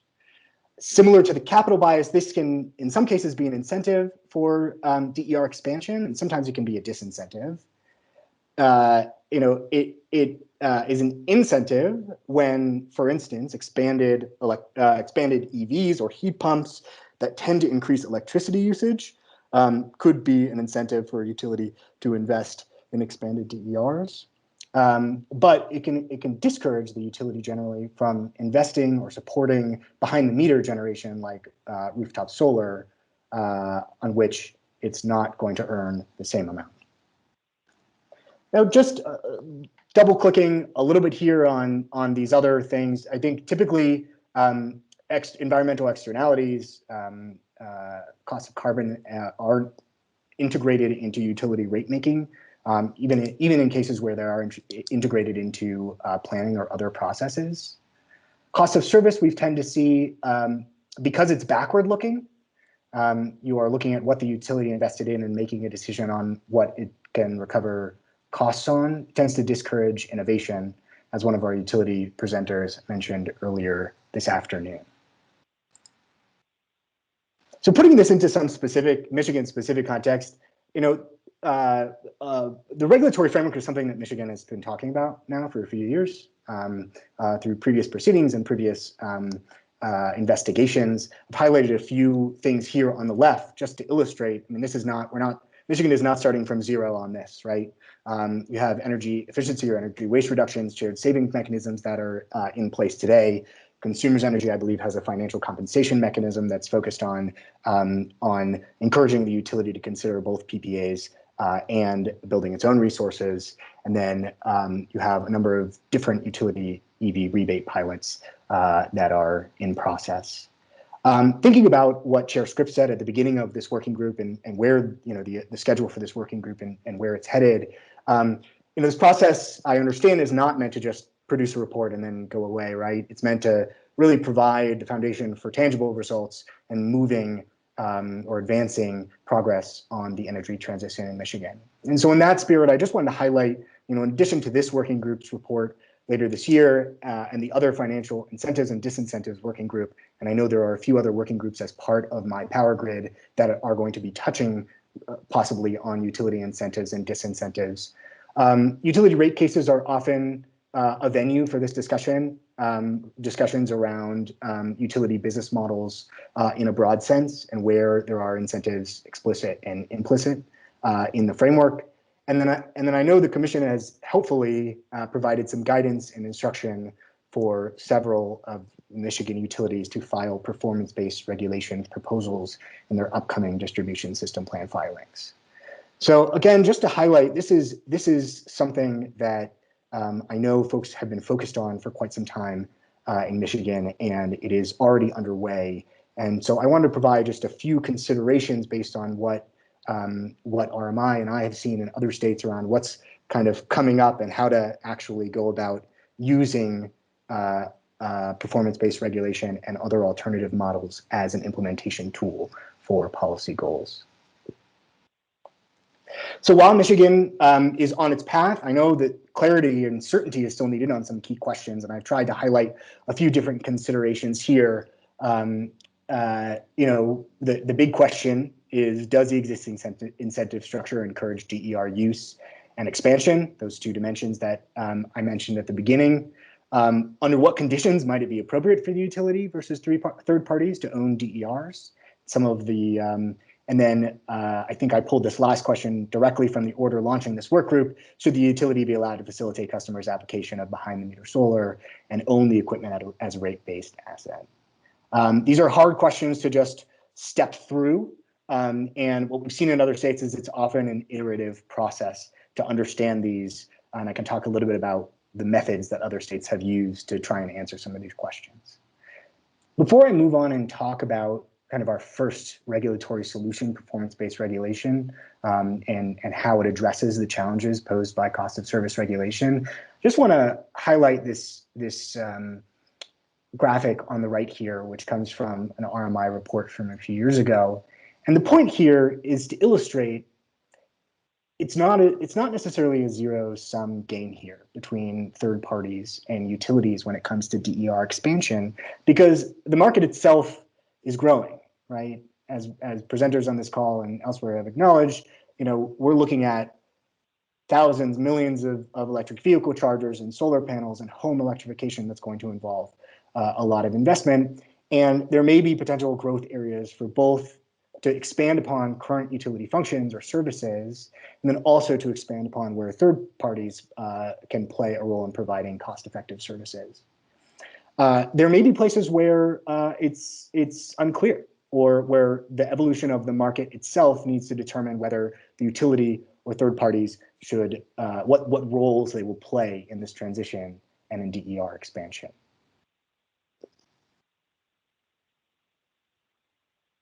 So I want to start thinking about solutions and trying to provide some tangible examples to you with performance-based regulation. I know performance-based regulation is a topic that is familiar to many folks who work on regulatory issues in Michigan, but to provide the quick breakdown and sort of help organize us and orient us towards what's coming in these examples, PBR isn't one thing, right? It's actually a collection of newer approaches, some of which have been applied to traditional regulatory goals like reliability and safety in the past. But we typically think about it both as the organizing framework that outlines the goals and outcomes that you're trying to achieve, and then a number of specific mechanisms or tools that are outlined on the right here that may include multi-year rate plans, revenue decoupling, performance incentive mechanisms of different structures, including shared savings mechanisms, which Michigan already has in place for some of its utilities. Performance metrics and scorecards are becoming more popular as a way of tracking utility progress and providing baseline for adopting or for evaluating where an incentive or disincentive may be applicable in the future. And then coming back to that capital bias concern that I mentioned a little bit earlier, where the utility is effectively incentivized to want to invest or make capital expenses rather than operational expenses, there are mechanisms to try and equalize the incentive or make it at least neutral between a capital expenditure and an operational expenditure, which may support third-party services via DERs. The primary kind of like tagline to performance-based regulation that's helpful to remind us of as we step through these next few slides is that adopting a PBR system can complement and enhance the traditional regulatory model, primarily by linking performance outcomes to utility financial interests in a way that makes them partners in the transition and limits some of the barriers that we talked about before. There are different styles, different scopes of performance-based regulation that are being applied in different states, and I'll talk about a few of those. On the most sort of the largest scope being a comprehensive performance-based regulation that attempts to take holistically into account the different revenue mechanisms and different processes that a utility has in place and align those with specific goals. And then some that are more targeted towards specific outcomes, for instance, DER, a performance incentive mechanism for DER expansion, but that may miss some of the broader aspects of the incentive structure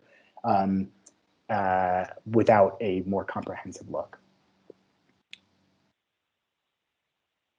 So these next two slides are just going to just want to try and illustrate a little bit what we mean when we say the difference between cost of service regulation and then what I'm calling here sort of incremental performance-based regulation or limited in scope and comprehensive performance-based regulation.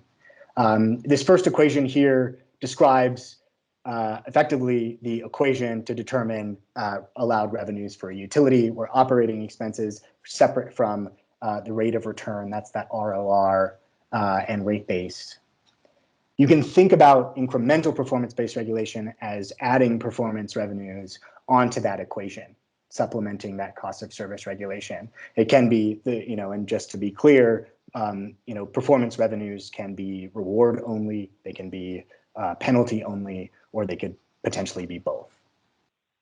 Comprehensive performance-based regulation actually tries to change that rate-based structure in some way by using things like decoupling and multi-year rate plans to set target revenue that the utility is expected to hit and intends to hit, and then performance revenues augment what it's allowed to earn with an earnings sharing structure that can return certain excess benefits to ratepayers. To put this into a visual, this comes from our recent report, Performance Incentive Mechanisms for Progress. These are the same equations visualized. On the left, you see cost of service regulation, where you have your allowed return on equity without any performance incentives that are augmenting that return. You have traditional or incremental PBR, where performance incentives, reward, or penalty are effectively tacked on to the cost of service regulation. And then here with comprehensive performance-based regulation, you see the allowed ROE in this case is slightly lower, but more upside is allowed via performance incentive mechanisms for the utility to earn.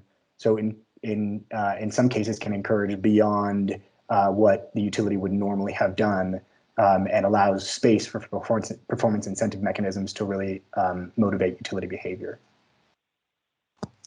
I'm going to start with the examples with Hawaii And I want to use the Hawaii example as a way of thinking about what comprehensive performance-based regulation could look like, and as a way of highlighting some of the specific mechanisms and the process that Hawaii used to see how it could be adapted for Michigan. So I don't want to use this example to say this is the route that Michigan needs to go necessarily, but it is, I think, important to think about how to do a process like this quickly, and how to consider the implicit and explicit incentives. Hawaii has been working for several years on a comprehensive PBR framework, and I think a hallmark of its experience has been a both legislative direction and a commission that's been really willing to indicate what it wants, and then create a space for parties to propose innovative solutions and to work out the details of those solutions and then propose them for review. The phase 2 decision and order, as it's called, sets out the comprehensive PBR mechanisms. It was just issued last December, and it includes a 5-year multi-year rate plan with indexing to allow utility revenues to fluctuate according to several different factors during that stay out period when the multi-year rate plan is in effect. It included 5 new performance incentive mechanisms. And I want to highlight these because they address, I think, some of the different dimensions that Michigan might be interested in when it comes to DERs. Interconnection experience being a big one, customer engagement and the effectiveness of assets, how they're actually utilized. And then finally, one of the stakeholder proposals that ultimately was adopted is a performance incentive mechanism that would reward exceptional performance relative to the renewable portfolio standard. So for going above and beyond. And then finally, in addition to a shared savings mechanism for some program-specific things around cost effectiveness of DERs, the framework includes another framework for expedited review of pilot projects that's intended to encourage innovation, and to help, as someone said earlier, let the regulatory process catch up, I think, to the technology deployment. Happy to answer more questions about the Hawaii process and result if folks are interested at the end. I've mentioned a few things about performance incentive mechanisms here, and just to highlight a few, like the structure that we've typically seen that is helpful to organize your thinking and build a performance incentive mechanism, or consider whether a performance incentive mechanism is warranted. You can think about the, it helps to start with the outcome that, maybe it's DER expansion, to give an example, and then the metrics that would help track that outcome. And then you can think about whether there may be multiple metrics for a particular outcome. So what is the set of metrics? And then from there, what are the metrics that the utility must report? What are the targets that it's trying to achieve relative to those metrics and outcomes? And then what is the size of the financial incentive that will do the best job of balancing, motivating utility and keeping costs down?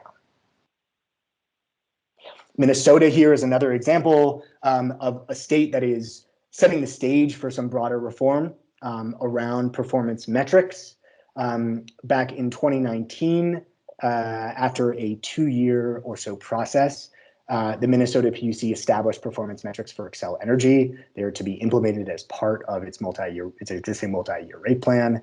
There are actually a number of additional metrics beyond what I've listed here. I've focused on ones that fit under the category of cost-effective alignment of generation and load, demand response capacity actually called, and then the integration of customer loads with utility supply.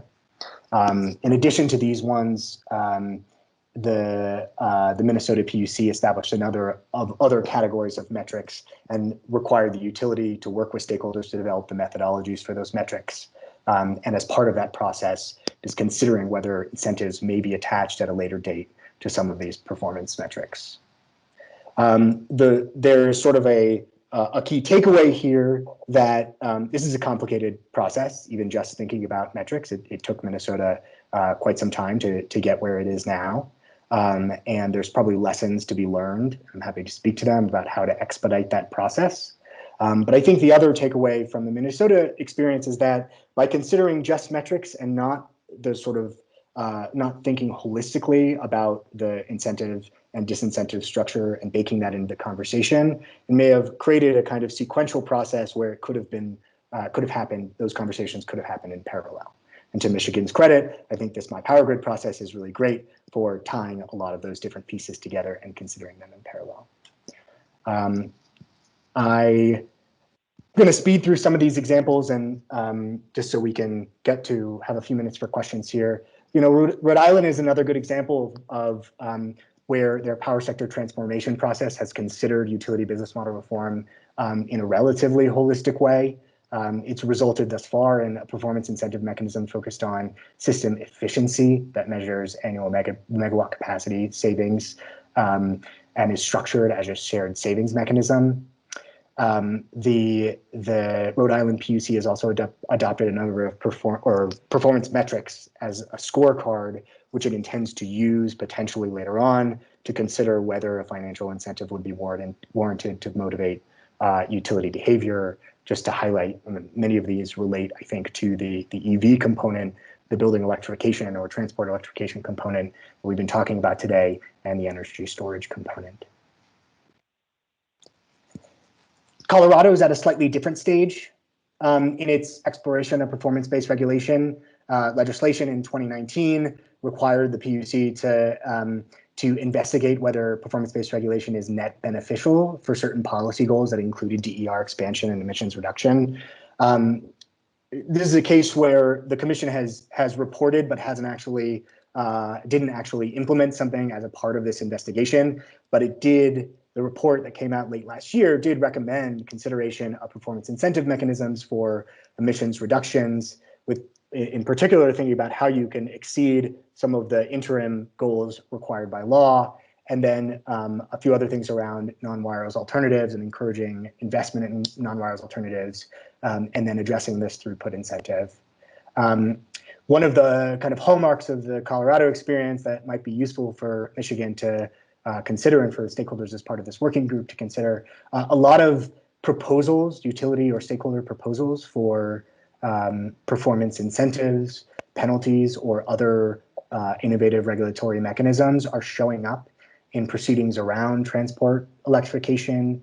You know, for instance, the PUC recently approved the idea of an equity performance incentive mechanism as part of Xcel Energy's transport electrification plan that would focus on the number of charging ports that are supported by programs in that plan, providing enhanced incentives for income qualified customers and targeted communities. So again, a number of different states are considering how best to align their utility incentives with the policy goals that the legislature or updated regulatory objectives. Colorado is another good example to follow up on. I see I'm sort of coming up against my time here, Joy, so please tell me if you need me to cut off. But luckily, because I'm going last, a number of folks have actually touched upon a few of the things I wanted to mention here in the examples that I wanted to give. But moving away, we're thinking about other solutions that should be considered for DER expansion and use in Michigan, clean DER expansion and use. A number of folks today have mentioned sort of modernizing utility service models or functions and thinking about not just utility ownership of DERs, but what are the other dimensions that are involved in designing a service model and then scaling that service model to encourage DER expansion. In our research, what we found in our discussions with regulators and others, there's actually a lot of different design considerations to service models promoting DERs. This visual on the right highlights just a few of them, right? Beyond just ownership, you can think about who's controlling it, what the customer relationship is, where the revenues are flowing, and how earnings are structured. I think a really important one that sometimes gets missed as well is who's bearing the risk of the model. Is it on the customer? Is it on the utility? Is it shared? As this working group thinks ahead, you all may want to consider what are kind of the different designs, or in some cases we actually use this chart as an exercise to place markers where we'd like to see a utility model, how we'd like to see a utility model designed, and use that as a basis for discussion. The Green Mountain Power Bring Your Own Device program was covered in an earlier presentation, and I want to highlight it again as an example of an innovative business model where the utility is providing or is functioning slightly differently than it would under the traditional business model. I won't go through all of the details here for the sake of time, but what I will say is that the customers, I believe, in the latest iteration are allowed to enroll their vehicle chargers and residential batteries and water heaters, and the system is designed to reduce, or the model is designed to reduce system peak. There's some other interesting features of this one, including a locational component for customers that enroll batteries in areas where extra storage is needed. They're eligible for an additional payment. So this is Green Mountain Power is a good example both of an innovative program and one that continues to build and scale that I know many folks in this virtual room are familiar with. I wanted to maybe just highlight one other quick example here. New Jersey recently adopted an interesting shared responsibility model for public EV charging that I think speaks to a trend with data points in California and New York as well, where regulators are seeking to help utilities and stakeholders identify areas where utility ownership of assets may be warranted by providing that vision for where they want the sector to go. So in New Jersey's case, it's outlined a shared responsibility model and created the processes to enshrine that administrative code, where private investors are responsible for the installation, ownership, operation, and marketing of these charging stations using private capital, and the electric utilities are responsible for providing that backbone infrastructure for the charging stations. There are some interesting pieces in here about utilities being able to recover costs and potentially earn on making sites charger ready, where those decisions are deemed to be prudent. And then some other areas where the utilities may be allowed to own and operate charging stations where the competitive market may not be serving to those last resort areas. I had one more example here, the Connected Solutions program that I believe we've already talked about. So let me just bring my presentation here to a close by reiterating some of the things we started out with. Performance-based regulation and modern utility service models can help reduce some of the existing challenges in the regulatory framework to DER expansion, DER use. From our experience in different states, utility innovation is happening where regulators and utilities, along, of course, with other stakeholders, are willing to experiment and create that space for experimentation, either financially or procedurally. And then finally, you really do have to think holistically about this, lest you layer on incentives that are not sufficient to motivate utility changes in utility behavior, or you incentivize something that the utility might have done anyway. So I hope this has provided just a little bit of detail around what possible adaptation of the regulatory framework could look like in Michigan, and how Michigan can build on some of the things it's already doing. And I just want to say, I'm really excited. This space and with the agenda that we have in this working group over the next few months, I'm really curious to see what bold ideas this group comes up with.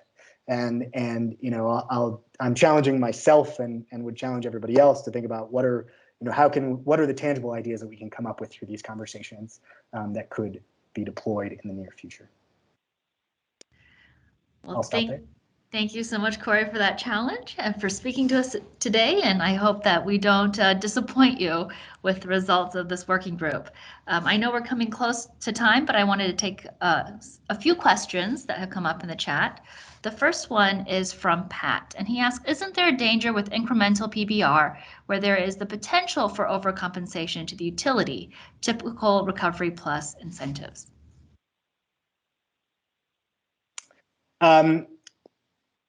The answer, of course, is it depends.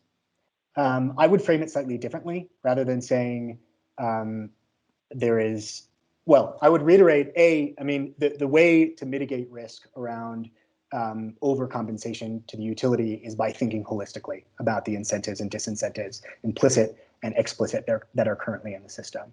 I will say to this question that the Hawaii experience, we're seeing this in Colorado, and likely to see this in Nevada and Rhode Island.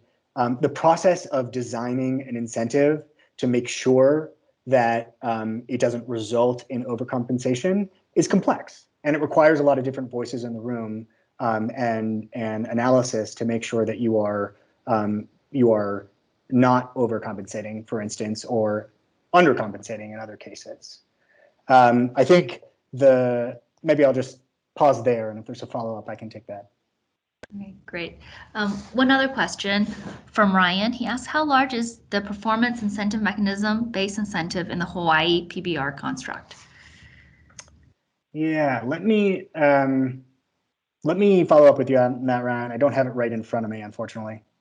Okay, great. And lastly, Pat asked, would you consider cost of service regulation a true barrier to successfully implementing DERs? My answer to that is yes, but I've framed it in my presentation as a challenge, in part, I think, because it is not simply a question of flipping a switch and switching to another regulatory framework. As I mentioned, there is, and as we know, there is an existing regulatory framework, and whether you are supplementing or changing incrementally or changing comprehensively is going to depend what the nature of the barrier. I think, as I sort of outlined before, there are some aspects of cost of service regulation that could encourage utility investment in DERs or incentivize it. But bringing it back to that question of what's the vision for utility functions and services with regard to DERs in Michigan, and then what is the most cost-effective way that provides benefits to customer stakeholders and financial integrity for the utility to expand DERs. And under cost of service, where there are incentives to have utility-owned DERs, you may not be choosing the most cost-effective alternative for achieving your goals. Great. Well, thank you so much for your time today, Corey. Really appreciate it. Thank you for taking all of those questions too. So with that, I would like to provide a few closing comments. Everyone who's on the line today, we thank you for your participation. We know that this is a lot of time to ask of you, and we are grateful that you chose to spend your Wednesday afternoon with us exploring these issues. We are very grateful for all of the speakers, panelists, and our moderator who have helped lead us throughout this afternoon. So thank you all. And we hope that you stay engaged with us. If you haven't already, please sign up for our listserv.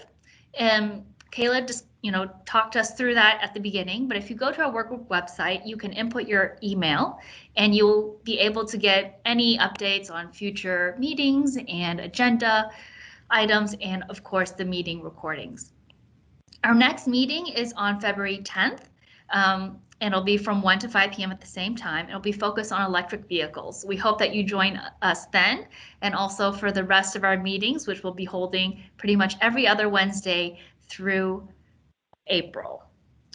And for those who are interested at speaking in a future meeting, we do have limited slots available for stakeholder input or for them to share their experiences. So if you're interested, please email me at wongj3@michigan.gov. And last but not least, we have a short survey to collect some additional input from you all. And I believe a member of the team should be pasting that into the chat if they have not already. And if you could please take a few moments to share your thoughts on the meeting today, or any thoughts that you have after hearing all of these great presenters and speakers, we would really appreciate that. And of course, I want to personally thank all of the team members from the Commission who have helped to make this meeting a success and to ensure that it runs smoothly. So thank you everyone for your time today. I apologize for keeping you a little past time, but we appreciate your participation and we hope you stay engaged. Take care and have a great evening.